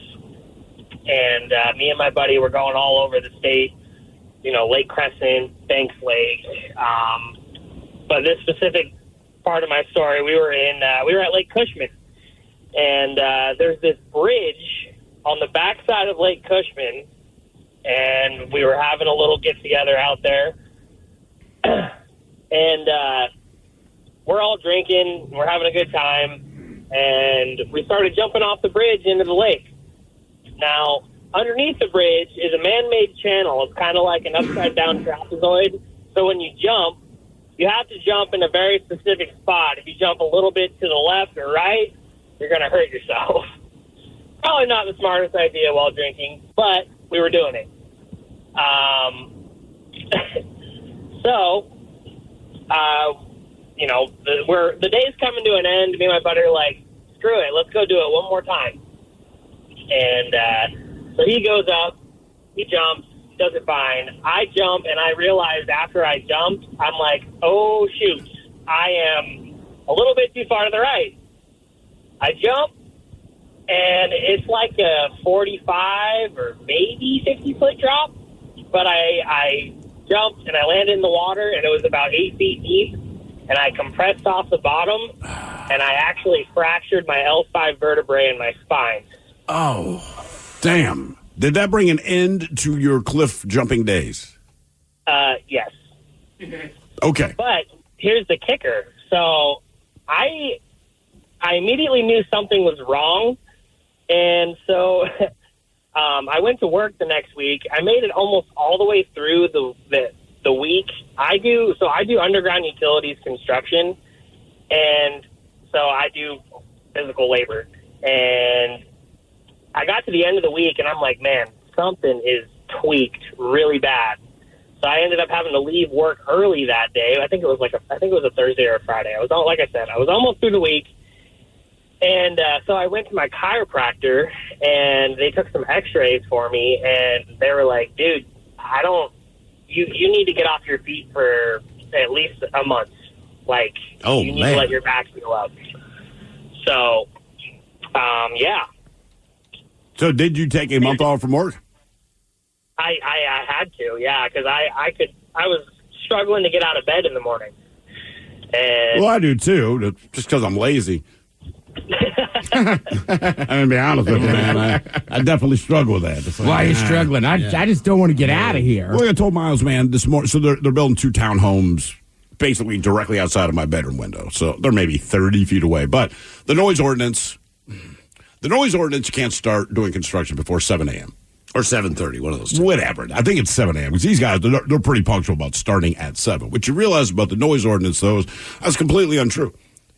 It's only if you're using power tools. Because these guys rolled up about 6:40 this morning, right? And to their credit, they know they can't start doing anything until 7 o'clock. But that doesn't mean we can't move the wood siding, flip on the radio, and talk to each other at the top of our lungs. And I told them, it almost got to the point where I wanted to open my window and say, guys, just start with the tools. Exactly. Man. You're blasting the music. You're talking this loud to each other. It's like, Jesus Christ, man. The noise ordinance, it means nothing. They're just waiting. Yeah. Who or what fell and what was the damage done? 206-803-ROCK. She does suck, man. I hear you, player. Hello, Matthew. Welcome to the men's room. Liquor and whores. Liquor and whores. All right, yeah, so my story was when I was 18, so about 12 years ago, I was working at a steel yard, and I processed heavy machinery, explosives, and sealed units. I would just cut everything up and get them ready for the smelter. And we got a shipment in from Central Welding, and we had an operator there present to unload it, but the only forklift that was running was the one that had no brakes. And, so he was still pretty confident he could do it, and he ended up pulling this liquid oxygen tank off the truck, and it was a 350 PSI tank. It weighs like almost 500 pounds. And I was spotting him while he was unloading it, but because he didn't decide to strap it to his gate, it wasn't very stable, and his back tire went into a pothole, and the tank fell off his forks, and all I heard is a bunch of people yell, "Oh, crap," and I turned around, and the tank's falling towards me, and I tried to kind of push it away from me as it was falling, but that was pointless. And it ended up just taking me to the ground. And it rolled down from my hip all the way to the bottom of my foot, but my dad was the foreman of the steel yard. And so I, got up, in a hurry, stood the tank up, and I'm, limping in a circle and embarrassed, Sure. Oh, it wasn't your fault. Right, but still, I'm 18. I'm already the young buck on the crew. So, and I looked around, and I could feel my heartbeat in my leg. And I told him, I was like, "Hey, I'm going to take an early lunch, like a half hour early." And I drive to a Burger King, eat lunch. My girlfriend called me. She was like, "Hey, what's going on?" I was like, "I think I broke my leg. I'm not sure." And I ended up finishing out the day and actually the work week. And then when I got home, my leg was so swollen that I couldn't get my my pants off. I had to cut them off. And that's when I go to the hospital. Yeah. Yeah, and I still didn't go to the hospital. I waited probably a good 2 weeks before I went. And I was just icing it. But I had no skin color from like right above my knee all the way to the bottom of my foot. It was one massive bruise. And yeah, but the worst part about that is like fast forward a month later, I ended up waking up in the middle of the night sweating and screaming. And it felt like someone dumped gas on my leg and lit it on fire. And so I ended up going to the hospital finally. And they did x-rays, and it kind of looked like a stick that was about to break. You know, it's like splintered. Yeah. And what they told me that pain was my nerves on the left side of my left leg died on impact. And essentially they said that my nerves were trying to regenerate.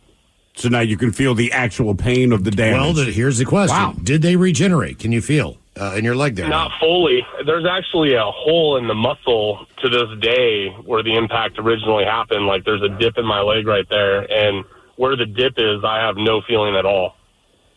That's a good reason to skip squats. Exactly. Yeah, there you go, Ted. What's your excuse? I got a hole in my leg, dude. 500-pound piece of machinery fell with me.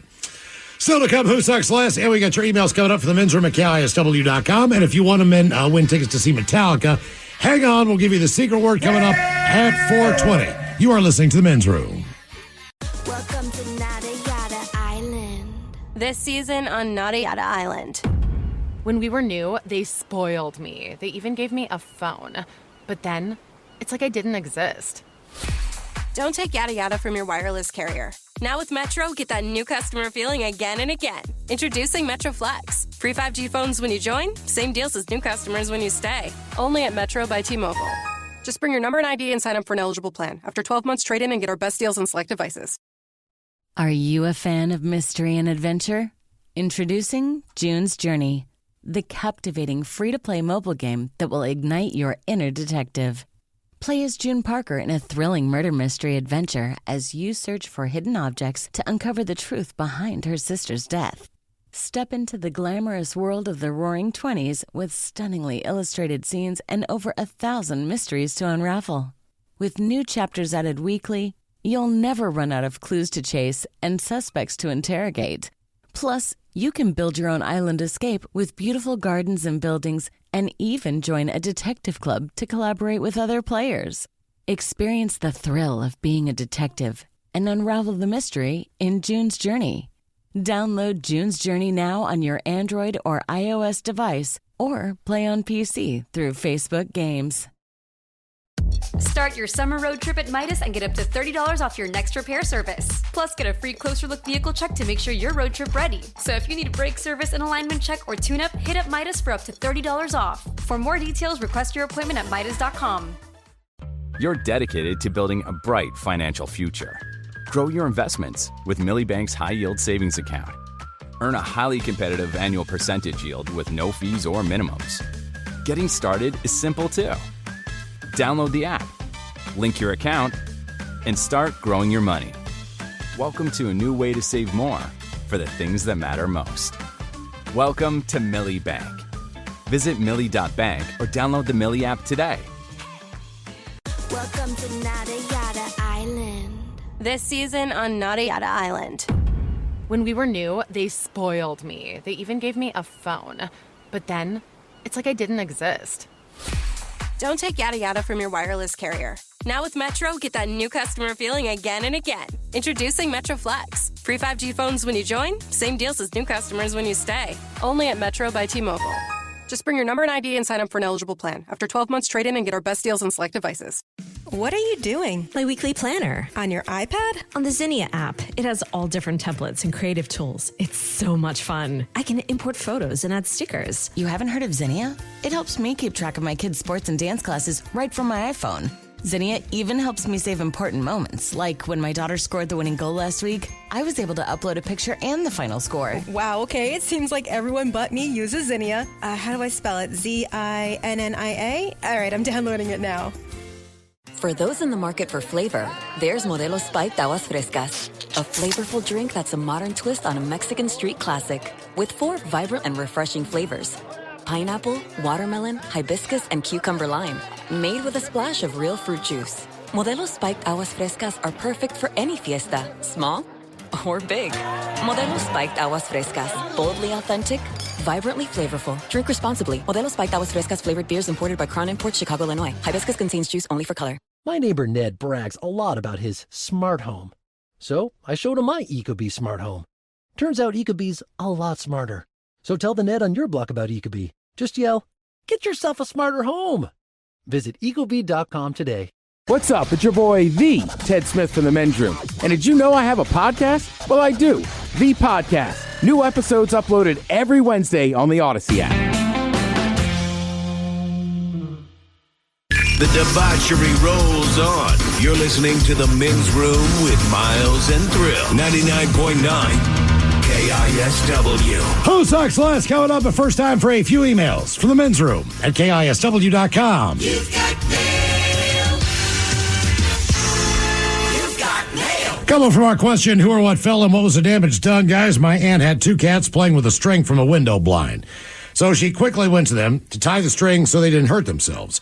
As she was doing that, one of the cats knocked a large vase over that fell and cut her Achilles tendon. Jeez. Oh. She had to have multiple surgeries and did not enjoy the bed rest.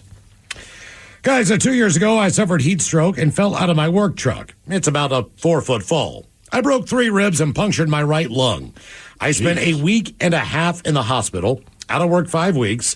I landed on my left side, and my left hip is still numb to this day. Hugs and kisses. That from D.B. Cooper. Gentlemen, back in January, we had ice on the ground. I'm on my way to work, slipped on the ice, dislocated my kneecap. Got that all put together. 1 week later, I learned I'd been walking on a broken ankle. How I could do that is beyond me, but either way, it all got patched up. It's pretty well healed at this point. I just need to pretty much learn to walk again. Liquor and whores, that from Dennis. I don't do knee stuff, man. That sounds absolutely awful. Well, Ted and I can, we know the feeling of when the knee starts coming out of the socket. Correct. And it is a panic mode unlike anything. It's like more so than a cramp in your foot or your leg. I mean, when it comes on, you're like, oh, no. And you got to reach down and you just got to push your leg together and you got to snap it back in. And it's just this boom, and you're like, I've dislocated mine like 7 times. You can't breathe. My God. You can't breathe for a minute. I mean, it's painful. And I've had But Miles is right. I did it once on a beach. There's no rhyme or reason to it. It's not like you did anything. Yeah, I mean, I did kind of jump off of something. Oh, okay, all right. But same thing. Like, I'm just laying there. My buddy's like, "Are you okay?" I'm like, No. Hang on, because you get through the initial pain, and then you got to push your knee back down and pop it in. On to the birthday request. All the men's room. Today is our brother Marco's 34th birthday. He loves you guys. Has been asking every year for us to email you guys to do a birthday shout out. Okay. He is the kindest and most amazing person on the planet who deserves everything. How about some dad jokes from Miles, the Suck It Up Cupcake, Turtle Sex, and the Dirty Germans? Lots of love, guys. That from Maria, Sonia, and Jack. So suck it up, cupcake.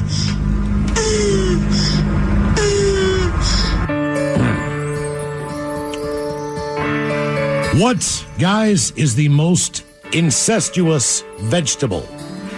The most incestuous vegetable. Asparagus? No. Pumpkin. Oh, right there. I know. What do you call an elephant that doesn't matter? Elephant that doesn't... Irrelevant. That's it. That's it, Mike. Thank you, Mike.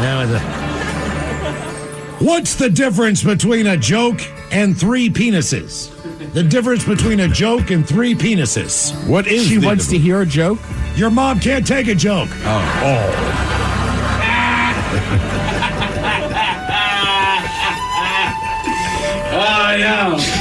Yeah, for your birthday, Marco, you're going to get the black German, and we're going to call it Marco Goes Darko. Yeah. So, when I hear the name Marco, it reminds me of those commercials for the pizza place. So, if you're lucky, you could taste the garlic butter. I'll dip my crust in it. Bitches wanted to wish our friend Steve a huge birthday shout out. His beard is fierce. His job is even fiercer, but his 2 kids and smoking hot wife Lisa are his saving grace. Happy birthday, you bearded butt. We hope you have a great birthday. How about your penis is too small? Some green beans. A hit of that bong and the longest fart you have on file. Love you, Steve. From Devin John of Graham. Green bean. Green bean. Green bean.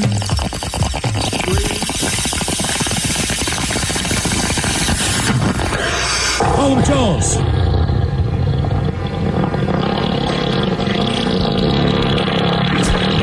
What animal is that again? That would be the elephant. The elephant. Figures. God, that is brutal. Yeah. Let's see here. Bachola's, it's my 43rd birthday. Your show is the highlight of my weekdays. Can I get some dad jokes from Miles and advice from Coach Ted on going back to school for my bachelor's in my 40s? Thanks, guys, and rock on. That from Malarkey. All right, Malarkey. Let's see here. A couple dad jokes. Bachelor's all right. They're a little edgy today. What's the #1 dating website, guys, in Alabama? Oh, what is the #1 dating website in Alabama? Ancestry.com. Say datemycousin.com. Yeah. Guys, my half brother and I, we're not allowed to play with chainsaws anymore. Why is that? My half brother. His half brother. And did you guys hear that? Did you guys hear what celebrity couple finally got back together? No, who? OJ and Nicole. Oh.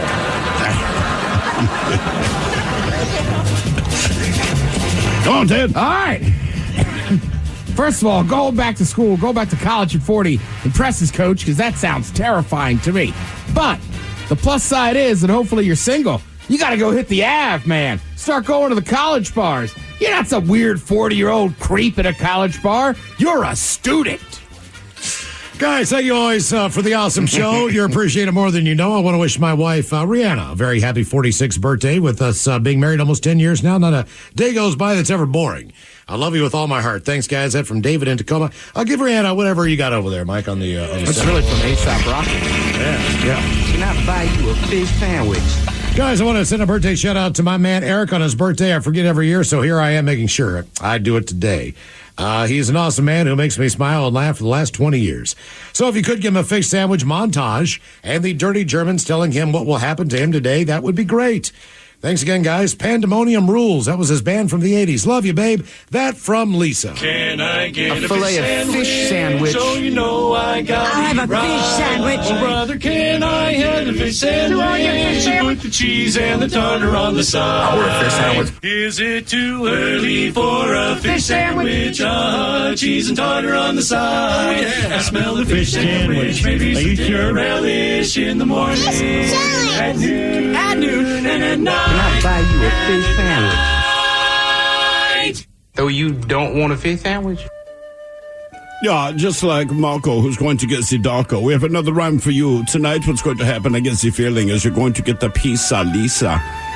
Yeah, I like the fact he was in that band in the 80s. So when you get home, her hair will be big and tall, just like the 80s. So when she gives you that hug and you feel the hair, it'll remind you of the good old days. All right, guys, here you go. Happy, happy, happy birthday. Happy, happy, happy birthday. Happy, happy, happy birthday to you, to you, to you. Ya's the Dirty Germans, brought to you by Men's Room Original Sausage. Available through Uli's World Famous Sausage, mensroomlive.com, and other fine retailers. Schweinefly. Now, the men's room wants to know who sucks last? Yay! Time for Who Sucks Last. Team of Thrill Hill, you bring us 3 stories from the news each and every week. All 3 of these stories suck. It is up to us to determine, out of the 3 stories, which one sucks the least. Now, if you happen to follow KISW on Twitter, Instagram, and Facebook, the debate is already underway on Who Sucks Less. All right, let's just start. Let's go to Kansas, where a 21-year-old steakhouse employee has been arrested for contaminating food with, quote, bodily fluids for nearly a month. When Jace Hansen, he was taken into custody by the police after they received a tip from the FBI late last week. Now, he was arrested and charged with one felony count of criminal threat after detectives spoke with his management at the Harford house about their suspicions. So he had allegedly been intentionally contaminating food from about late March to about the middle of April. The district attorney there explained, quote, there were bodily fluids placed on the food, and by virtue of that, we're asking the public to reach out to us so we can see the extent of the damage that was done. Now, he also said that officials cannot say how they believe Hansen contaminated the food, but the news has left longtime customers shocked and worried about who's being targeted. One identified customer told the local news, quote, I was shocked. It was unbelievable that somebody would do that intentionally. It's a reaction that many had after police said an employee contaminated the food at that particular steakhouse on purpose. Then another customer named Gayla Taco, I had to share that name, she says she's been going to the establishment for years and wondered, well, you wonder if they were targeting the restaurant, the owner, other customers, or just people they didn't like. But management at the steakhouse, they assured people that necessary measures to ensure food quality have been taken. After the accused was arrested, once authorities arrested the individual on April 25th, we immediately took all measures and steps to thoroughly clean and sanitize the kitchen and of course, blah, blah, blah, blah, blah. Anyway, the eatery also confirmed that this guy Hansen, he was a part-time employee. He'd only been there for less than a month. So in that time, basically from the time he started until the time he got fired, he was doing this. Let's see here. He's currently booked into a detention center with the bond set at $100,000. Now, look, at no point in the story, and I've looked, did they say what the bodily fluids were, but I think we can all guess. Yeah. That's all they said. They're just like bodily fluids. They would say, we will not confirm specifically what they are. Therefore, I know exactly what it is. Yep. Mistakes, they be sexy. All right, now we go to China, where a woman had an affair with a married businessman. The man then died in a car accident. So she used frozen embryos that were hers to conceive a child that she claimed was his, and then sued his family for the inheritance. This guy was well-to-do. So the woman, surnamed Lang, she sued her deceased lover's wife for part of his fortune as an inheritance for the baby boy, who she claimed was her lover's heir. Now, the unusual dispute began, believe it or not, back in 2021, soon after the death of the man. He died in a car accident. Well, she claimed to have frozen some of her eggs prior to the accident, which were later fertilized using the dead man's sperm at a private fertility clinic. Well, in December of 2021, she gave birth to a healthy son. And in August of last year, she sued her former lover's family, including his wife, asking for part of their estate as an inheritance for her son. Did he already have his sperm frozen someplace? I guess the details get a little murky. So is there a paternity test on this that can prove that guy was actually the dad? I don't know, but it says as part of her lawsuit, she asked for property, company equity shares, and insurance benefits for her son, since, as she keeps saying, he's the heir to your late husband. Now, unfortunately for her, the woman could not prove that the boy had been fertilized by the guy or that he had given her the consent to conceive the baby using his sperm. So, as a result, her claim was dismissed by the court. Now, the case made news headlines in China following the court's verdict, with many declaring their shock at the woman's attempt to use a young child as a bargaining chip for her dead lover's fortune. I mean, that just takes some gall. Like, hey, you might not know this, but I was sleeping with your husband, and I fertilized my frozen eggs with his sperm, and now that he's dead, I want your money. That's basically the plan. And now we continue. The Appalachian Trail, it stretches for about 2,200 miles, crosses through 14 states from Georgia to Maine, and while dogs are allowed through most of the trails, they're not allowed in the Great Smoky Mountains, in Tennessee and North Carolina, the Trailside Museum, a wildlife center, etc., etc. But according to the National Park Service, they say, look, dogs must be leashed 40% of the trail, but they recommend that you keep your dog leashed all the time so you don't have a quote-unquote unexpected encounter with wildlife. So you can take your dogs through those areas, they just have to be leashed? They have to be leashed, right. And 40% of the trail, they don't have to be leashed. They just recommend you do. So keep that in mind. So all of that said, the Pennsylvania Game Commission, they issued a warning to dog and pet owners regarding the Appalachian Trail after what they call a chilling discovery was made. So last weekend, a hiker found dog treats stuffed with fish hooks on the North Trail Loop. Now, the shelter, it comprised of 3 walls and 1 open side. It was named after a guy named George W. Outerbridge. That was the second man to hike each section of the Appalachian Trail. And they're saying no theories have been publicly shared as to how the hooks materialized, but people with even a single-digit IQ understand that someone put the hooks in the treats for the express purpose of injuring dogs. So they don't know who it was, but they leave these dog treats out, and they're loaded with fish hooks. So again, just to go over what we have today, we have the man in Kansas who they will not confirm what bodily fluids he was contaminating the steakhouse menu with, but I think we can all hazard a guess. We have the mistress in China who, according to her, fertilized her frozen embryos with the sperm of the man that she was cheating with, and then she tried to sue that man, the dead man's wife, to get part of his inheritance, etc., because he was a wealthy man. And then some anonymous person somewhere in Pennsylvania on the Appalachian Trail putting fish hooks in dog treats. Ooh. This is a tough one. This really is. Really? I think so. What do you think, Mike? Honestly, I think the third one sucks the most. Putting the fish hooks into dog treats. Like, look, I don't care what your reasoning is. It's bad. It's horrible. Not to mention, it's not like you're not even there to see anything happen. You're just being a horrible person to watch them walking away. Right. Also, put your dog on a leash. Keep your dogs away from it. Your dog shouldn't be eating anything that they just find out in nature. Look, anyway. But if they see a treat, you know what dogs are going to do. Exactly. Dogs eat things no matter if they're leashed or not. They will find a way to get whatever they want, no matter if you've got them on a leash. But I think the second one sucks the least. Like, look, it's an awful thing to do. The mistress lady. Right, the mistress who froze the embryo and is now suing the family for inheritance. It's a horrible thing to do. I don't think she's got a case. The fact that we know that this is what exactly it got dismissed. It got dismissed. Yeah. Right. So that kind of tells me that this one sucks the least. Great attempt. Good on you. I'm the opposite. Yeah? Yeah, I think that one sucks the most.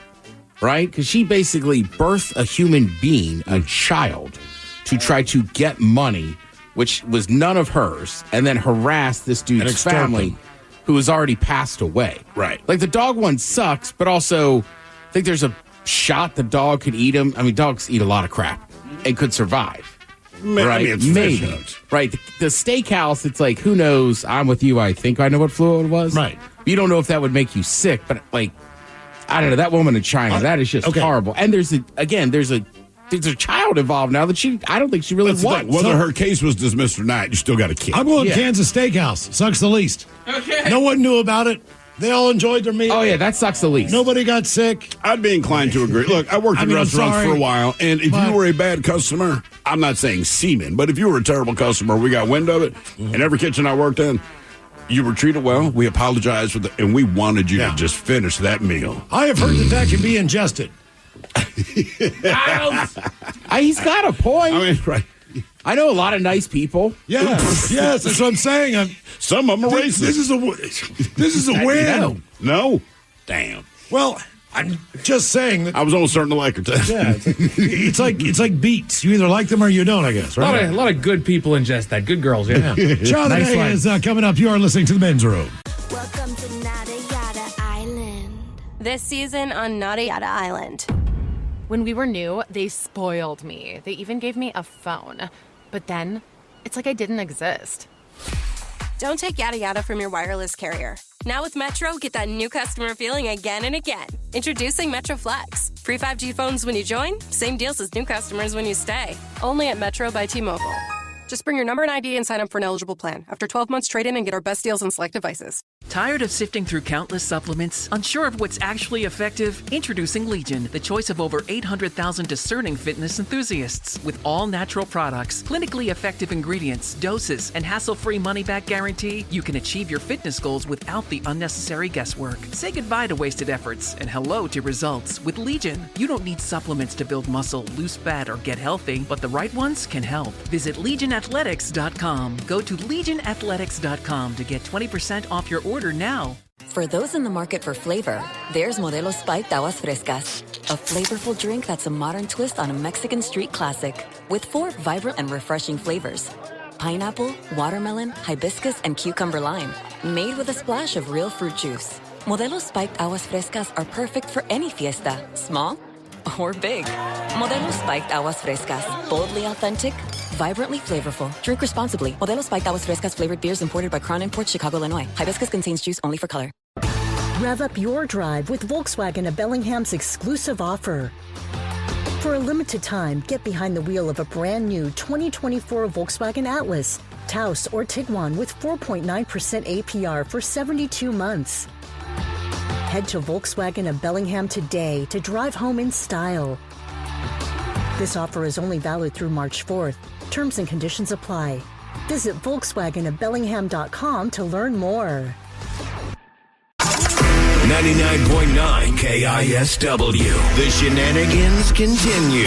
This is the Men's Room with Miles and Thrill. All right, so coming up, we'll drink your toast for the shot of the day. And we do have your headlines on the way at 5:50. But first, quick check-in with Mike Hawk and some of the stories and headlines he is not working on. Thank you, Miles. A new study found that kids that sit around a lot risk a young death of heart strain. So if, they're not moving and they're just sitting down doing nothing all day, they're at risk of heart strain later on in life. I mean, I was going to say, I think that's for everybody, kids, adults. Exactly. Yeah. If you're not moving at all, it's going to be a problem. So, congratulations. Way to conduct that study. 38% of people feel more uninspired at work than ever before. Okay. That's positive. I should say that the headline was like 38% of people said that they have never felt more uninspired at work than they do now. Well, yeah. Stuff's expensive. Exactly. Wages don't keep up. Wages don't keep up. Most companies, they streamline, which means we fire a bunch of people. But right now that we have 50% of the employees, we need all of you to do twice the work because we still want the exact same output. We need you to step up. Right. We still need all these positions filled. It's just, could you fill it Imagine, also? Yeah, if the Mariners said, look, we're only going to field 6 players. Right. Well, you still need to cover everything that's out there. Exactly. We just need you to do it. Why don't we have a center fielder? The left fielder and the right fielder can cover the rest of it. Well, no, we got rid of center fielders across the league. We've streamlined. So now second base, you take care of all that. Correct. Yeah. This is your territory. You just float there. You're the brand manager for the outfield. We also don't need the shortstop because the second baseman can cover that as well. I mean, he's so close to second and third. Why is he there? Yeah. Not to mention, he's fast. We hired him because he's fast. Do we really need a catcher? Can the umpire just throw the ball back to the pitcher? You're right. You know what? That's what the backstop's for. We got to figure it out, guys. The word is incentive. Right. People get inspired by incentives. What do is they take? I don't know. How about this? Get rid of the playoffs. Oh, yeah. Watch how good the players play. How exciting would football be? Guys would miss a lot of games. And the season's done. Right, there's no Super Bowl. Nah. No champion. Nah. No. We're good. We're just playing for pride. Yeah. All right, I'll go get a real job. That's how we do. I'm just that serious, right? Oh, God. At the end of the season, they give them a pizza party. Hey, we appreciate you guys being here. Jesus. Way to go. Here's a Domino's salad. 1 in 3 Americans live in constant pain. You know what? I'm there. I've been in pain for 4 months. My foot is still killing me. Is it based on age? There are certain things that I accept at 55. I'm always in pain. It's a different thing. Sure. I do not know why. It's because I am awake. Gotcha. I'm in pain. If I were 22 and felt like this, I'd be concerned. What's going on with your foot there, Miles? I either have a cracked bone in my foot or a chip in my foot or something floating in there. What's going to the doctor? No, it's kind of like that thing you had on your back. It's not my penis. Not my penis, or Doc. chest or wherever. Oh, you talking about Doug? Yeah, where's that guy at? A little growth. He's over here on my side. Yeah, He's still there. Still growing. You named him? Yeah. Doesn't include mental pain. You know what, Ted? Brain's an organ too, isn't it? If it hurts, man. Your heart, if it hurts. Mm-hmm. I'm in pain. I got to go home. It was a heartbreak. You guys ever run into that arrogant person in your life that you just kind of have to constantly deal with? No. That arrogant Which person one? that you just can't get away from no matter how often you come to work. Well, luckily, there's a handful of phrases that you can use to instantly humble that arrogant person. The Men's Room Top 10. The Men's Room Top 10. 10 clever phrases that instantly humble an arrogant person. I suppose this could be classified more as self-absorbed. My delightful ex-wife, who, as I understand it, is probably making husband number 2 question his decisions in life. She loves her birthday so much, it becomes a month-long celebration. Dinner here, drinks there, spa day, blah, blah, yeah. And if someone doesn't acknowledge or do something special for her, then God help us all. Not sure if she knows how to read a calendar, but it's one day! I don't think his lady is unique on that one. I think that's quite a few. It's the whole month, the whole week. You know, I give my wife credit, man. It's maybe 3 days. All right. And I go, okay, I can deal with that. I'm very much like 2 hours of the day. Right. Can we just go to the bar? Right. And you don't comment on how many shots I have. Correct. And to me, I want a quiet night at the bar. This is the greatest gift ever. Yeah, like, I think most people, like, if your birthday, you know what I mean? People still say happy birthday or whatever. Like, so it probably lasts a week. The problem is there's just some people that say it.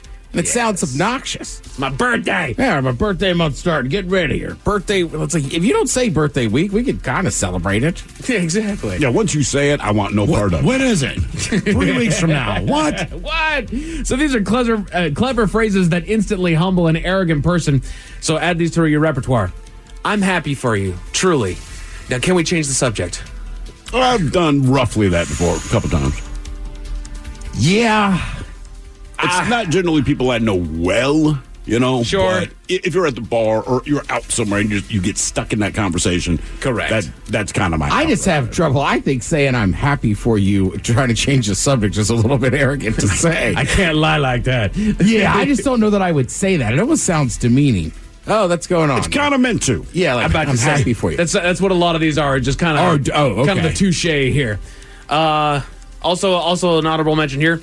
Okay, I've got places to be. Oh, damn. Yeah, I'm done with you. I feel it could be probably a softer thing to say, hey, sorry, bro, I got to go. Right. But I got things to do. But again, this is an arrogant person. Somebody who's dominating the conversation, talking about themselves, talking about their accomplishments. And they're not catching the hint that's like, maybe somebody else can talk. So these are clever phrases that instantly humble an arrogant person. You do realize that nobody's perfect, right? Yeah, yep. All right. When you're sitting there and just chewing out somebody else for whatever reason. Like, look, gossip happens, and from time to time we all get on a roast fest where we just start to, there's that one person that we're all going to tear down as long as that person doesn't hear that we're tearing them down. But at some point it's like, okay, bro. Man, I got busted on that a couple of years ago. I don't remember what we were mad about, but we were collectively angry. But the final voice on this happened to be me. And we're bitching about A.E. Dave, right? Oh, yeah. Well, the way our offices work, I don't realize that he has circled around. Now, he does not know what we're talking about. He just hears me going off at the mouth, and very sincerely, he's like, dude, who is that about? And it's just this awful moment, but I'm like, I was like, you! I mean, there was, you know what I mean? He knew he knew it was work related, so if I said anyone else, he'd want to get involved, right? So I'm just like, you! Damn it, man. You forced it out of me. Yeah, it wasn't comfortable. Did you want to know? You could have not. Another phrase, weird flex, but okay. Yeah, I mean, that's fair. Yeah, that's also just hilarious. That is a funny one. I mean, I think me and my buddies do that to each other just on anything. Weird flex, all right. I beat him in putt-putt golf. Okay. All righty. Yeah, and it kind of depends how much you want to chirp your buddies. Sure. Right, like if Miles came in and said, I beat Thrill at putt-putt golf, you'd be like, all right. But for some reason, if, like, you said I beat, I don't know, somebody and I want to be a D, I'd be like, what are you guys, freaking 12? Yeah, right. Congratulations. Right. You're good at air hockey. Recently? Yeah, exactly, right. However, this one does kind of go hand in hand with it. Hey, Miles, I beat Thrill at mini golf. All right, so what else do you have going for you? God damn. I feel like only the annoying people we're talking about would say these things. These are good, though. Jesus. Clever phrases that instantly humble an arrogant person. I'll be sure to let you know when I'm interested. Oh, jeez. Wow. Okay. We don't know these people then, right? No, all right, so you just got to be at a bar. That's what I'm thinking. You say that, that's getting a reaction. For sure. Right? I'll let you know when I'm interested. Ted, I hear this one from you at the bar all the time. I'd be impressed if it wasn't so obvious that you're full of it. That's just cold. I like it, though. Oh, God. You've seen me before dress somebody down. Not in a bad way. I'll just be like, hang on. There's no way that happened. Right. You just call him to the floor. Yeah. Like I won't say, you're a fat liar, big fat liar. Right. I would just be like, I'll be like, hang on a second. You're telling me. Right. You just start getting them to actually label out the facts that they're just spewing here. And all of a sudden, oh, okay. So you know what's amazing, though? Is King John in the room with us? What gets me is like, because you just corrected yourself. It's stupid, but you have to correct it. If you said you're a fat liar, they're upset because you called them fat. Right. If you're a big fat liar, they're upset because you called them a liar. Right. If you put big in front of fat, somehow, right? No, you were when I said fat liar, I felt bad. Right, So it it's like, no, sounds big bad. fat liar. Big fat then liar. it's okay. Yeah. Could you dial the ego to like a 5? Okay. You could also call this list like ways to get in bar fights. Clever phrases that instantly humble an arrogant person and lead to a bar fight. Honestly, do you even hear yourself? Oh, wow. I think I have said that before, but usually to a kid. To one of the kids. Do you even hear yourself? Are you hearing the words come out of your mouth? Because I'm listening. I mean, I've said it before, but I was ready for that relationship to be over. Yeah, if you're prepared for that, you throw it out there. Yeah. This one was used against me my entire childhood, and you don't say a thing. But somebody just says something, and they think that they've just made a brazen statement, and you give them complete silence and an eyebrow raise. Nothing? Okay. Well, it is kind of funny, too, if you don't know somebody and they're just trying to, like, drop some big thing on you and you just don't react. Yeah. Cool. Were they popular in the 80s? No idea who that is. Okay. It really only works with people older than you. Oh, God. Clever phrases that instantly humble an arrogant person. So Miles gets done telling a story at the bar and somebody looks at him and says, "You get that makes you sound like a jerk, right?" I'll go, yeah, I do. That's why I told you the story, so you wouldn't talk to me. Jesus Christ. I'm trying to get rid of you.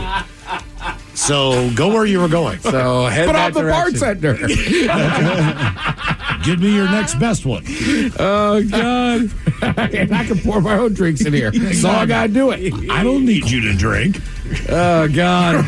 Right? You don't think I got a buddy down the street? You think they're going to let bartender down? And you know what? Woo! Steve, it's happened to you, man. I mean, that's basically what happened. Steve, it's happened to you, man. You're a little liquored up, and then you just start going off on somebody about all your accomplishments, and you won't shut the hell up. And then finally they say, "And that's relevant to me." How? Yeah. Oh, yeah. Oh, yeah. How about this one, Ted? You're laying on a piece of knowledge on somebody. Okay, fun fact. Here's something that you never considered. Yeah. Bam, you're laying it on them. This fun little fact. And they say, "Ted, I don't remember asking." Yeah. Jesus. I think the worst I've done, there was a guy at our local watering hole, and he's going on about something, and he kind of goes to the next subject. I said, "Thank God you said that, because I was just about to ask you." And I don't even know if he picked up on it, man, because it just kept going. Not. It's like, Jesus Christ, man. I'm trying to be kind of nice, but I just don't care. I will do the pass off sometimes. What's that? Like, let's say somebody's telling a story about, it just involves the Dodgers. I don't care. If Mike walks by, I'll be like, "Oh, hey, Mike. Mike loves the Dodgers. Tell him what you were telling me." Yeah, and then he just disappeared. Yeah, exactly. Because it was a long-ass story. There's a lot of time, so he's not even going to notice you're gone. And it involves the Brooklyn Dodgers. Oh, God. Let's go back in time. But then this is the number one clever phrase that'll instantly humble an arrogant person. It's what everybody's been thinking this entire list. You get done talking, and they look at you and say, "Are you done yet?" Oh. Yeah. I'm not a yeller. I said that to a girlfriend once. That did not go well. I have done the... But I was serious. You know me. I was like, "Okay, are you done yet?" What the F? Like, you can sit here and scream at me, or we can talk. Right. Mm-hmm. I've done the where I just thought the story was done. There's that pause, and they start back up, and I'm like, "There's more." Yeah. And I realized the word. I did not mean for it to pop out of my mouth, but I'm like, "Here we." And again, means nothing to who I'm talking to. They're kind of like, "There sure is." Right. Like, you misread. What are you, an infomercial? I will get that. But wait. I will get that from time to time when I'm screening callers. Again, I need the short version. I just need to make sure that you know what you're talking about and that is relevant to what we got going on. I'm 2 minutes on with this person. Are you done yet? I've been wanting to put you on hold for about 90 seconds now. The mayors of Denver and Dallas have an interesting wager, Miles. Oh, no, wait, too, man. Is it an athletic event? I'll tell you all about it at 5:50. Yes, headlines are coming up at 5:50. In the meantime, let's get a contestant on the line for Profile This at 206-803-ROCK. All right, we made it to drinking time. Welcome to Nada Yada Island. This season on Nada Yada Island. When we were new, they spoiled me. They even gave me a phone. But then, it's like I didn't exist. Don't take yada yada from your wireless carrier. Now with Metro, get that new customer feeling again and again. Introducing Metro Flex. Free 5G phones when you join, same deals as new customers when you stay. Only at Metro by T-Mobile. Just bring your number and ID and sign up for an eligible plan. After 12 months, trade in and get our best deals on select devices. I had so many ideas to add to my journal, but would forget by the time I got home. Then I found Zinnia, the app that easily helps me record special moments and ideas, track my goals, schedule self-care moments, and document things that matter most. Zinnia makes creating content and ideas across screens so easy. Zinnia has so many cute journal templates, habit trackers, to-do lists, weekly logs, and more. I use my iPhone on the go and then switch to my iPad to edit, add photos, and draw. Then I can add directly to my socials. Download Zinnia on the App Store today. This episode is brought to you by Progressive Insurance. Whether you love true crime or comedy, celebrity interviews or news, you call the shots on what's in your podcast queue. And guess what? Now you can call them on your auto insurance too with the Name Your Price tool from Progressive. It works just the way it sounds. You tell Progressive how much you want to pay for car insurance, and they'll show you coverage options that fit your budget. Get your quote today at Progressive.com to join the over 28 million drivers who trust Progressive. Progressive Casualty Insurance Company and Affiliates. Price and coverage match limited by state law. You're dedicated to building a bright financial future. Grow your investments with Millie Bank's high-yield savings account. Earn a highly competitive annual percentage yield with no fees or minimums. Getting started is simple too. Download the app, link your account, and start growing your money. Welcome to a new way to save more for the things that matter most. Welcome to Millie Bank. Visit Millie.bank or download the Millie app today. Welcome to Nada Yada Island. This season on Nada Yada Island. When we were new, they spoiled me. They even gave me a phone. But then, it's like I didn't exist. Don't take yada yada from your wireless carrier. Now with Metro, get that new customer feeling again and again. Introducing Metro Flex. Free 5G phones when you join, same deals as new customers when you stay. Only at Metro by T-Mobile. Just bring your number and ID and sign up for an eligible plan. After 12 months, trade in and get our best deals on select devices. Start your summer road trip at Midas and get up to $30 off your next repair service. Plus, get a free closer look vehicle check to make sure your road trip ready. So if you need a brake service, an alignment check, or tune-up, hit up Midas for up to $30 off. For more details, request your appointment at Midas.com. I've been on the hunt for the perfect planner for years, but could never find anything that worked for my life. Then I found Zinnia, an app that's totally customizable and makes planning so easy. Zinnia helps me record special moments, track goals, schedule self-care, and document my life. Zinnia has so many cute journal templates, habit trackers, to-do lists, and more. I use my phone on the go, then switch to my iPad to edit, add photos, and draw, and voila! Everything looks great. Am I obsessed? Maybe. Shh. Download Zinnia on the App Store today. Rev up your drive with Volkswagen of Bellingham's exclusive offer. For a limited time, get behind the wheel of a brand new 2024 Volkswagen Atlas, Taos, or Tiguan with 4.9% APR for 72 months. Head to Volkswagen of Bellingham today to drive home in style. This offer is only valid through March 4th. Terms and conditions apply. Visit VolkswagenofBellingham.com to learn more.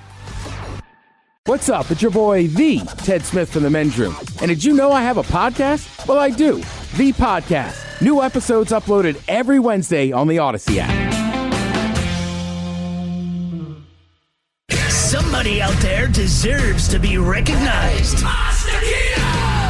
And the Men's Room knows just who it is. So to you, we say, bottoms up, sailor. You're the toast of our shot of the day. Drink time it is, and as usual, we head to the drink desk and Steve Throwhill to find out who we're toasting. Yes, indeed. Before we get to the shot, Mike, one of our texters, has a good one you could add to that list you just went through.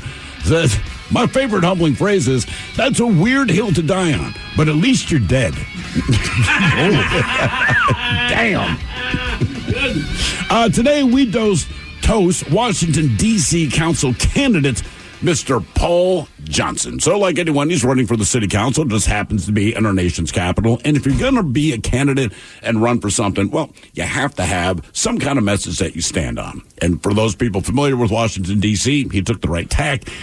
His is about crime. Apparently in 2023, crime kind of escalated in D.C. It's been going down a little bit this year, but it's a major city, has some major problems. And if you're on the East Coast, crime is always a strong thing to stand on because no matter what you do, you can stand on it again. Anyway, he has taken it upon himself to put posters up promoting himself around the city.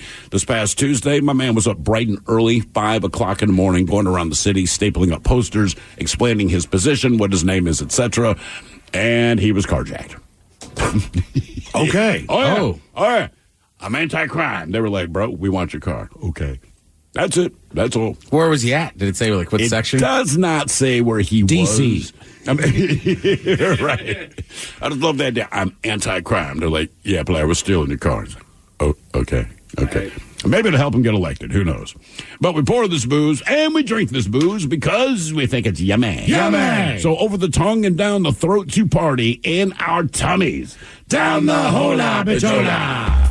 The Men's Room presents Profile This. And Stephen Throwhill, could you please tell everyone how Profile This is played? I sure can, Miles. It's a simple game where we share with you a real-life news story. Something that happened right here on planet Earth. And as you listen to the story, based on the stereotypes you believe to be true of people and the decisions that people make, we'll ask you what it is you think makes the story a story. Hello, Brian. Welcome to the Men's Room. Boo, bitches. Boo! All right, Brian, you understand how this here game is played? I do. Fantastic. You have your choice of one of 3 stories. We have the wonderful world of drugs. We have Hit Me With Your Best Shot, where you guess the unconventional weapon that someone chose to use as a weapon. And finally, Animalize This, where you guess the animal responsible for causing the problem. Let's go with it. Animalize This.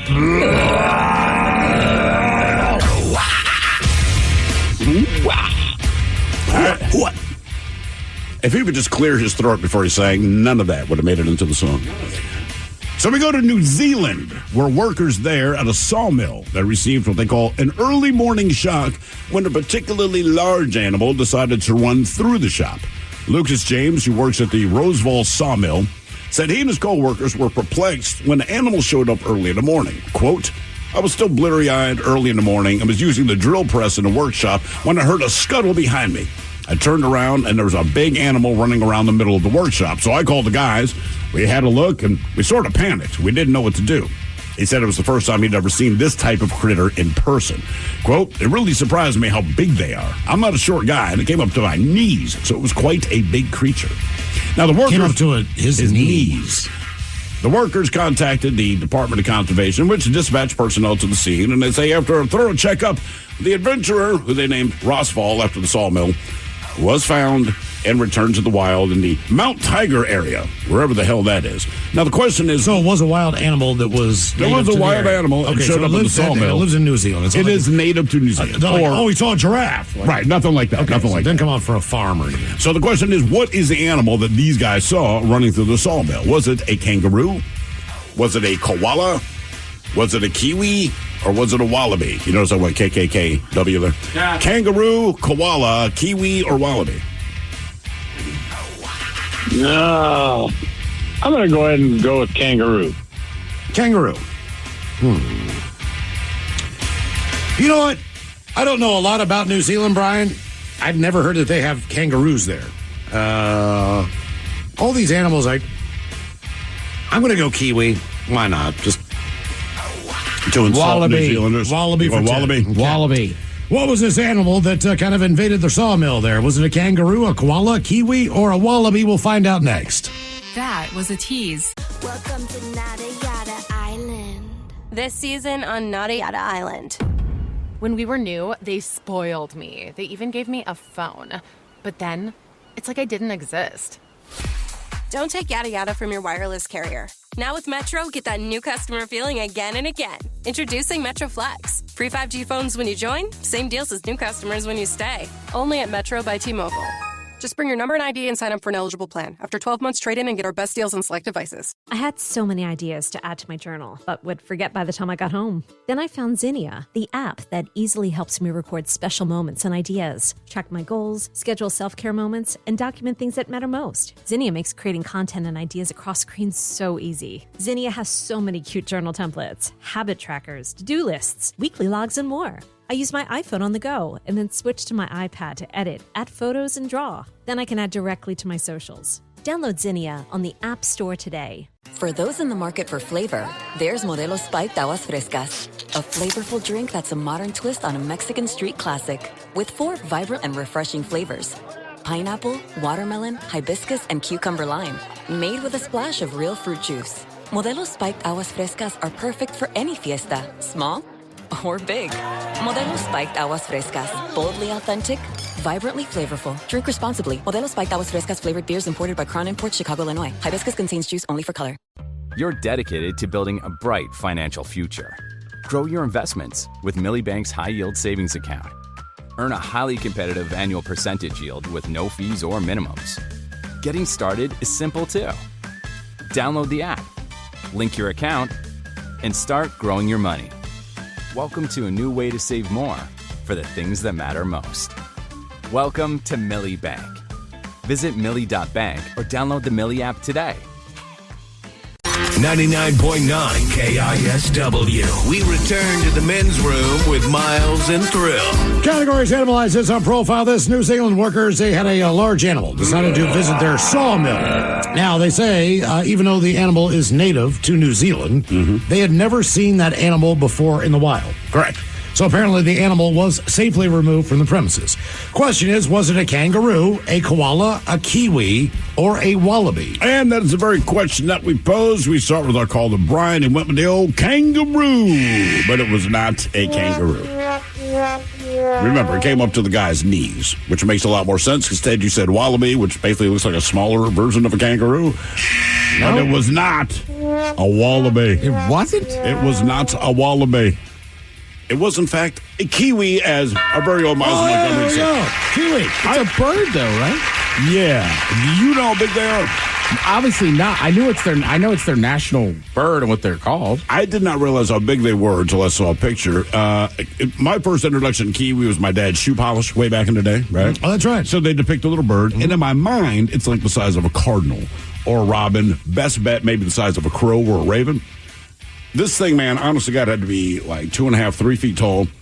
It's a big-ass bird with a long-ass beak. So these guys, when they saw it, I don't know that they're known for being vicious or anything like that, but you look at the beak, if that thing wanted to poke you and bleed your ass out, that's exactly what it could do. So that's why they were like, look, man, we know it's a bird. We know it's our national bird, but having never seen one in person, they're like, that thing is huge. The beak is ridiculously long and sharp, and that's why let's just call someone. You don't really just shoo this thing out the window, you know? Seriously, man, like, just look, it blew my mind. I could not believe how big this goddamn thing was. Now, for all TV news all the time, it's time for TV Time with Ted. And for now, eating. Because your pathetic life is confined to countless hours in front of a talking box, the Men's Room presents TV Time with Ted. Can you eat them? You can't eat a national bird. Well, you can't eat them in New Zealand, right? I understand that, but I'm just saying, I looked at the size of the bird. I don't even know if they're tasty, but I'm like, if they taste good, that's a lot of delicious, man. Trade you a kiwi for bald eagle. Straight up. Come on, man. You can eat this in your country. All right, your choices are the Jimmys, Kibble and Fallon, Seth Meyers, Stephen Colbert, Writers, or Ted Smith. Is it Ted or is it late night? It's right there. The title is guys have talent. The team's writers help them come up with their monologues each and every night. It is up to you to determine, is this an actual late night joke and from whom, or could it be a The Ted Smith original? A new poll found that margaritas are the most Googled cocktail in America. The crazy part is the poll was done at a high school. Seth Meyers. Fallon. Smith! Damn it! It's a good one, man. Yeah. A grocery store in Texas broke a record by displaying over 3,000 avocados in one display. Even more incredible, not even one of them was the perfect amount of ripe. I hope that's you. I'm going to say Fallon. Myers. A grocery store in Texas recently set a Guinness World Record by showcasing more than 300,000 avocados in a single display. Even more incredible, not one of them was the perfect amount of ripe. Skittles is holding a contest where you can win a New York City apartment for a year, rent-free. A candy maker where the prize is living in Manhattan. It's just like that classic children's movie, Willy Wonka and the Rats. Colbert. A grocery store in Texas recently Skittles set a is Guinness holding a World Record by contest that will showcasing- provide the winner with a New York City apartment and pay their rent for a year. A candy maker with a contest where the prize is living in Manhattan. It's just like the classic children's movie, Willy Wonka and the Rats. Oh, God, the rats. Disney says that Marvel will not release more than 3 movies a year and focus on quality. In response, everyone who spent the last few years making Marvel movies said, thanks. Ironically, now it's up to us to save the Avengers. Seth. Yes, Seth. Fallon. Disney said that Marvel will now release no more than 3 movies a year and will start focusing on quality. In response, everyone who spent the last few years making Marvel movies like, thanks? Ironically, now it's up to us to save the Avengers. Which brings us to our first story. All right, Miles, you're not the biggest movie person, but I know Thrill and Mike, you enjoy these movies. Are you guys on superhero fatigue? Yes. It just honestly, yes and no. The fatigue of hearing about it all the time and constant new releases, etc. But if you make a good movie, I'm fine with it. If you know what I mean. Mike? The problem is, I agree with what he's saying. If you make a good movie, I'm fine with it. I don't mind watching it. But the problem is that the movie quality has gone down. It has just kind of been the same formula, just washed and put through. I think it gets a little campy because you've had so much success that you stop being serious about it. And I think the thing, like, if you make a good movie, cool. But I guess the fatigue would be, can you make one good movie at a time as opposed to making 30 of them and one of them is good? Honestly, the short series that they did, the little miniseries that they were doing as far as, a TV show instead of a movie, that's where the true fatigue came in, because then I needed to wait each and every week for another one to come out. I'm the opposite. I love The Boys. Well, yeah. And I'm still not fatigued on it, and I did have to wait. I think. But if they're the Boys movie, and then the spin-off Boys movie, then Boys 2, but they're movies. Okay. Right, that's what I'm saying. I like The Boys too, but that's kind of separate. I think they're more talking about, like, if you like superhero movies. I mean, there's another one, seems like every other week between and Marvel was just pumping them out. DC put out a bunch of them. And the difference is Marvel started strong, and then, like the writing goes down, it gets campy, it gets stupid, everything's an inside joke, which I hate when movies do that. DC, it seems like they just keep making them to see if people will like one. Yes. I always look forward to Deadpool movies. Sure. And he's got a new one out. That's one I'm not tired of. And the other problem is that you kind of have to watch the Marvel movies because they tie them all together for the big Marvel movie that, the Avengers movie that's going to come in there. So you have to know where all these people are coming from. You have to know the backstory. You have to know why they feel the way that they feel, so that these little nuggets that get dropped in that 3.5 hour Avengers movie are you know what they are, as opposed to just being sitting there lost the entire time. But the problem is that these movies are 2.5, 3 hours apiece. It is a commitment to sit there and watch these things. It is. I mean, look, that was the biggest gripe about the roast of Tom Brady. People were just like, God, that was long. It was a long day, for sure. So, yeah, I mean, look, Bob Iger, CEO of Disney, says there's a couple good movies for 2025. There'll be more Avengers. Avengers, the Kang Dynasty is expected to come out in 2026. Kang. That's just a weird word. K-A-N-G. Yeah, Kang. Kang. We'll get some Kang tonight. Unless they reboot everything because of the Jonathan Majors controversy. No. I mean, look, I'm with you. I think, number one, the movies aren't going to be as good as there's so many of them. But even if you're a fan of something, there's the point where it's too much. There's just a point. Yeah, right. I mean, yeah. We love bacon. And about 5 years ago, we both said, stop putting bacon on everything.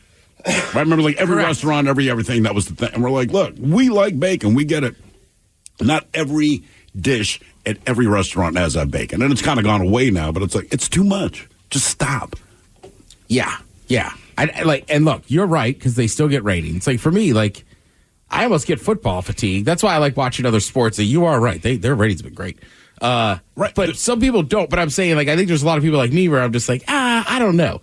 So there is another product out there. I hear what you're saying. So I think the same thing with these Marvel movies is that like at a certain point, like how many weekends are you going to sit down and be like, all right, I got to block out 3 hours to watch another Marvel movie. And it costs you money. The only and I get what you're saying, like with the UFL, which I'm enjoying, and the ratings are doing fine. You can get football fatigue, but because it has nothing to do with the NFL, it's easy. Because with the UFL, it's like, look, here's our product, and it's been a really solid product. They did a good job putting the leagues together and narrowing the talent pool to people that are still talented. So I've enjoyed watching it. Where with the NFL, and I love the NFL, but I can't just watch the game. There's storylines. There's this. Mm-hmm. You know what I mean? Yeah. That's a different commitment. So at least with the UFL, I'm like, look, I like football. I can watch this, and I won't hear another thing about it. NFL, it's everyone's like, I don't care the Taylor Swift data, and I get why they bring it up. It's a major thing, but it's everything. You know, the NFL is 365 days a year, in spite of the fact. I mean, this is the one dead period.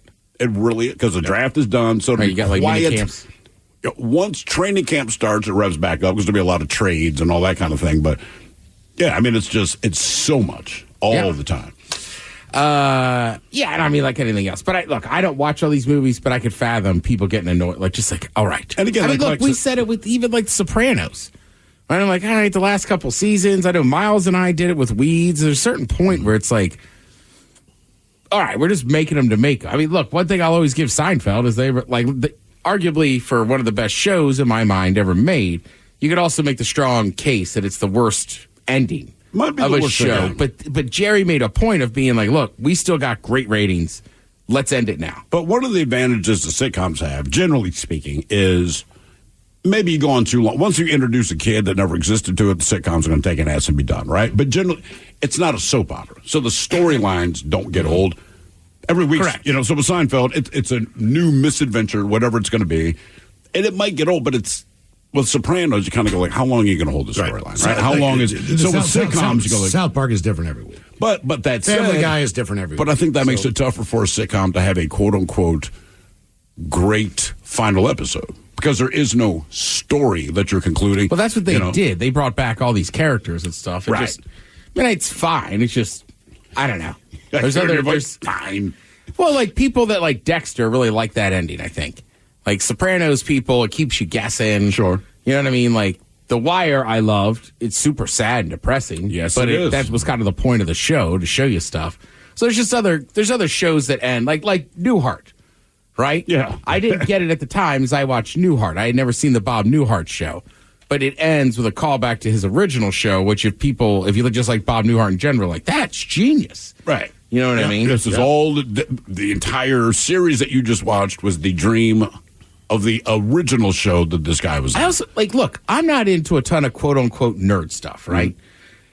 But I also think the nerds get so excited for all this stuff, and it's like, they're not going to get that excited every time. They're not going to make it that exciting, but the nerds know better now, because here's the thing. So the nerds were nerds, and honest to God, at least from the mainstream perspective, when Marvel put out Iron Man, it was probably like the least popular Marvel superhero ever, but people like Robert Downey Jr., cool movie, cool story. The nerds got rewarded for these decades of dedication they've had to something that never really got. Yeah. So then everyone kind of jumps on the bandwagon. I don't mean that in a bad way, but people saw what superhero things can be. They got excited about it, made it good. So this is like the nerds moment. But now at this point, nerd culture is culture.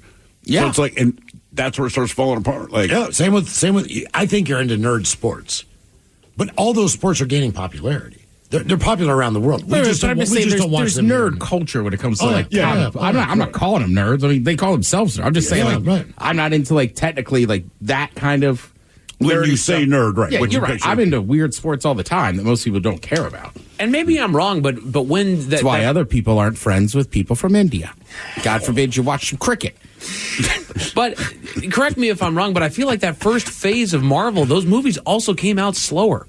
Like, he had Iron Man, then the next year you had Captain America, then the next year you had Thor. And because they were building up to the Avengers, but once they did the Avengers, now you could potentially make a movie for each and every character. Right, and I don't mind you making a movie for each and every character, but it's like, let me digest this one for a while before I have to look at the next one. And not to mention, I understand that they did it to kind of drum up excitement, like, okay, coming up this next year, in May we're going to have this one, and then in June we're going to have this one, and then in April we're going to have this one. Sense. When you said end games coming, okay, all this crap that we watched, right? We're going to sum it up here. I go, okay. After that, I also think there's just a bandwidth for people's excitement. Again, I'll just go back to sports. Like, look, I could sit there in the third week of October and tell you who's that tradition. I think it's Alabama and Tennessee. Mm-hmm. Now, look, that's a big game, but it's not like a Pac-12 or a Big Ten championship or whatever. Right. So I know that. Game. But I might get excited, but I feel like these movies, like the nerds were so excited about it that these were massive deals. Now you're pumping them out, 5, 6 a year. It's just fatigue on anything. Nobody's going to be like, all right, let's get pumped for this one. Right. Imagine that they had giant Super Bowl style games 5 times a year. Yeah, you just would not. Or think about, I got another one. Let's think about going down to the lake, all right? Gonna have a lake party. Uh-huh. You know what I'm saying? Get out the old pontoon boats, right? Redneck lake party. Now, that first one, you're down on Lake Tapps. She's filled back up. Those first couple weekends, electric. Right? Then you kind of get to middle of July. You've been out there a lot of weeks. You're just like, I don't feel like going down. We're playing miniature golf this weekend. You know what I mean? We're back to miniature golf. It's been a theme off air. Right, and then when you get towards the end of summer, when you know the Lake Tom's going to end, it's like, all right, we only got 2 more weekends in the lake. It's game 3 of the first round of the playoffs. Like, look, yeah, I do want to know what happens at the end of this one, but I don't care about the meat of it. I'd rather see the result. It's like the first 47 minutes of a college basketball game. Right? Just get 100%. Just show up for the last minute. There. It's 1 minute college basketball. It's 25 minutes in real time. But that's where the meat is really. But there's 800 commercial breaks in the middle to draw that sucker out from 45 minutes all the way into. I love the English Premier League, but full disclosure, I'm not as into it in the fall because of football. Yes. Like once I get around Christmas, I'm like, all right, boxing. Like this is when we're really gonna. I mean, I'll still watch the matches, but I just have other stuff. It's like And then the second half of the year starts. Like, this is important. I think that's it. Well, the NFL does their schedule the way they do it because it's a brutal sport. But the fact that they play once a week and it's 17, so when you lose a game, right, it can have such a critical effect on the rest of your season. I think that's part of the reason football does so well. Yeah.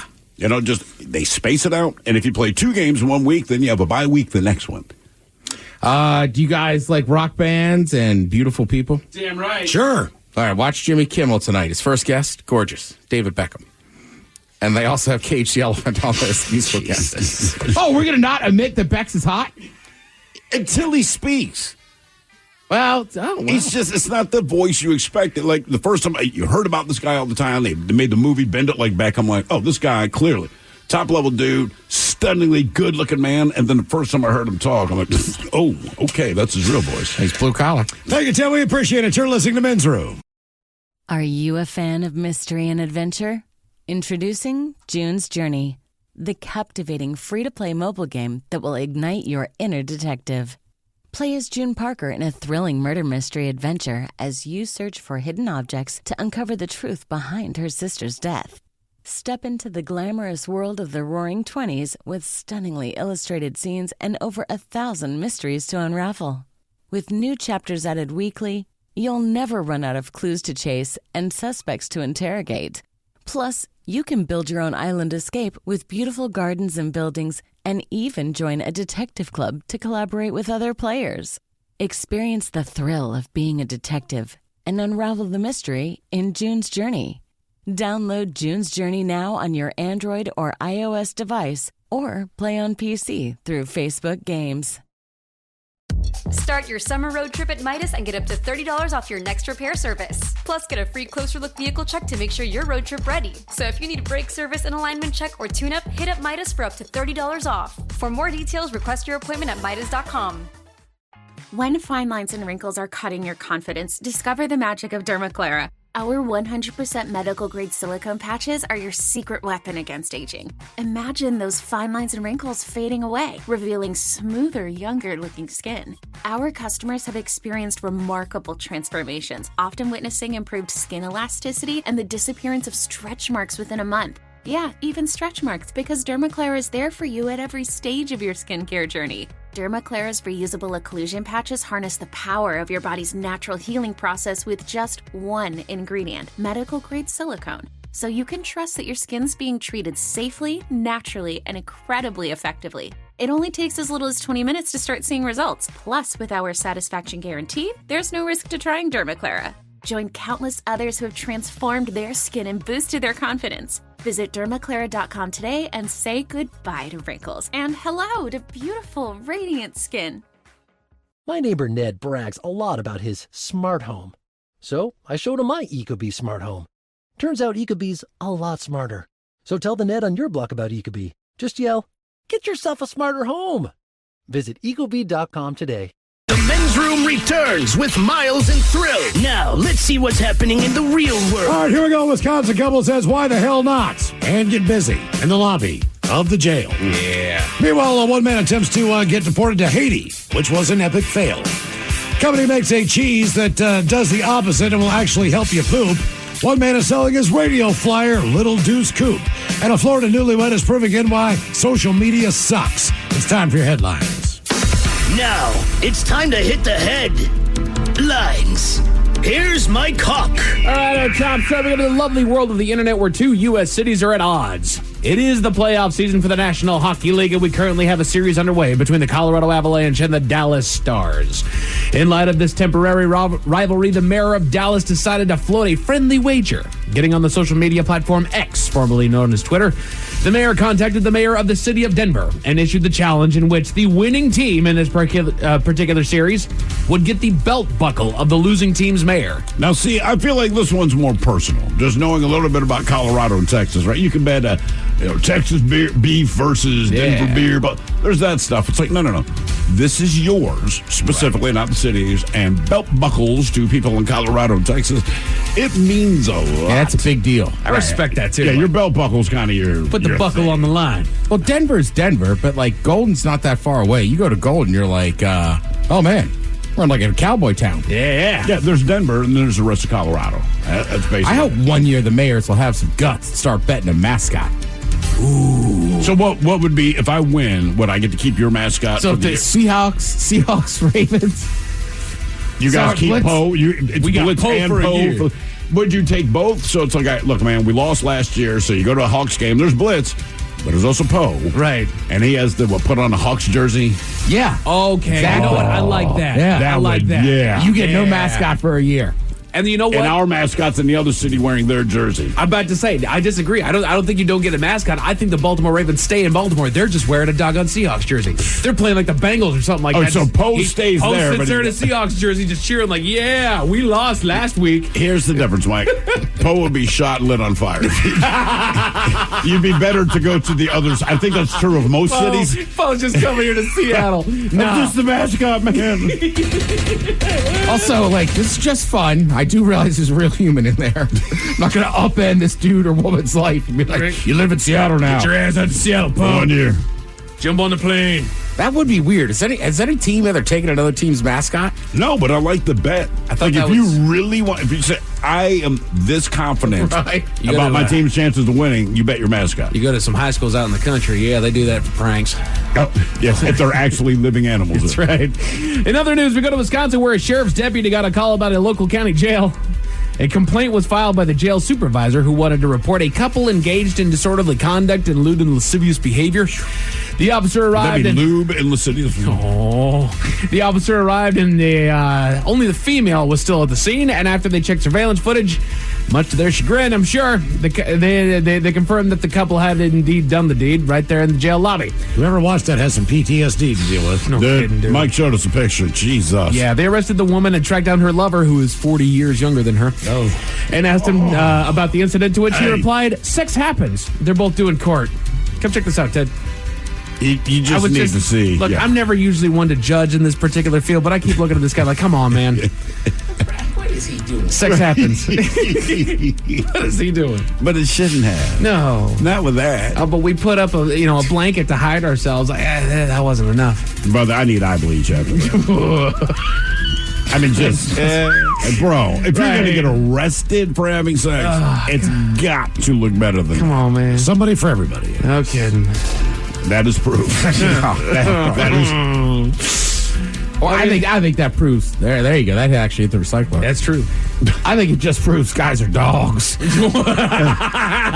Man, when she comes a knocking, I can't not answer the dime. Maybe he had a dry spell and he's like, screw it. Man, I would stay in the desert. We go to Florida where one man was begging to be put away. Police got a call out about his suspicious man scratching a parked car and made their way to the scene.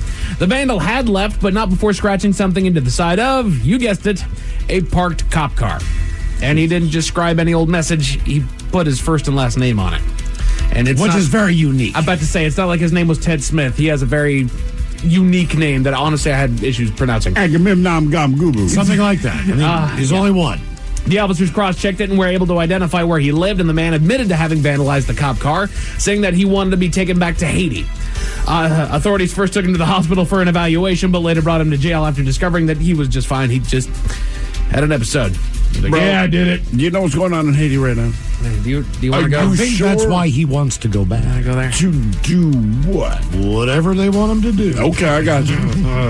And just in case those stories left a bad taste in your mouth. Thankfully, there's good news. A world-famous automobile is going to auction. The owner has sent it to be auctioned off following the death of her husband, who created the vehicle roughly 14 years ago. This is a bit of a bittersweet story, but I just kind of like the image of it.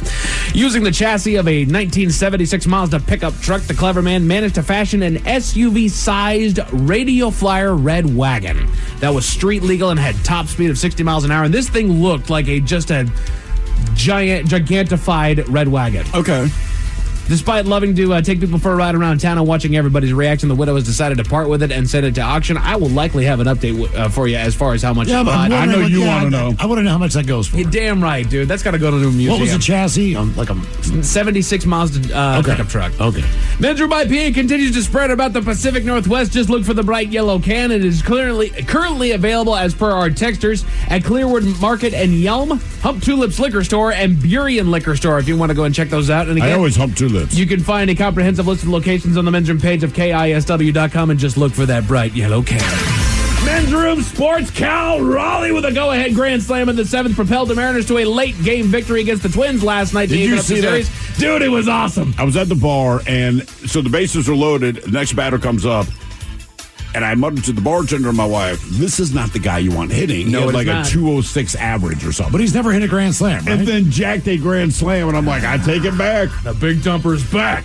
Back at it again tonight over on Root Sports with George Kirby getting the nod at starter. We need Cal Raleigh again. NBA playoffs continue. The Celtics and Thunder took Game 1 of their semifinal series, and tonight we've got the Pacers and Knicks for Game 2, with New York leading that series 1-0, and that'll be on TNT. In the world of hockey, the Rangers took Game 2 last night to give them a 2-0 lead in the series, and Colorado came out ahead of the Stars in Game 1. Tonight you've got Game 2 between the Bucks and the Bruins. Between the Bruins and the Panthers on ESPN, and that'll move on over into Game 1 between the Oilers and Canucks. As far as your weather, clear skies throughout the night and into tomorrow, where we can expect sunshine and a high of 74. That's it for your headlines. With that, Mike Hawkins out. Thank you, sir. We appreciate it. We'll see you next time. The head chef is back with Ted's Meat and Potatoes. The game known as Big Dummy. Kevin Deere's up next with more tickets to Metallica. And remember, it's not Maytalica. Yeah. Come on, people. In the meantime, we be all about this bitch. So until next time, please do what you do best. And for Aletha's sake, stay beautiful. The Men's Room has been taped before a live studio audience. Wardrobe and makeup provided by Mantastic Limited. This has been a presentation of the Men's Room Radio Network. Oh, man! A Double Flush production. Welcome to Nada Yada Island. This season on Nada Yada Island. When we were new, they spoiled me. They even gave me a phone. But then, it's like I didn't exist. Don't take yada yada from your wireless carrier. Now with Metro, get that new customer feeling again and again. Introducing Metro Flex. Free 5G phones when you join, same deals as new customers when you stay. Only at Metro by T-Mobile.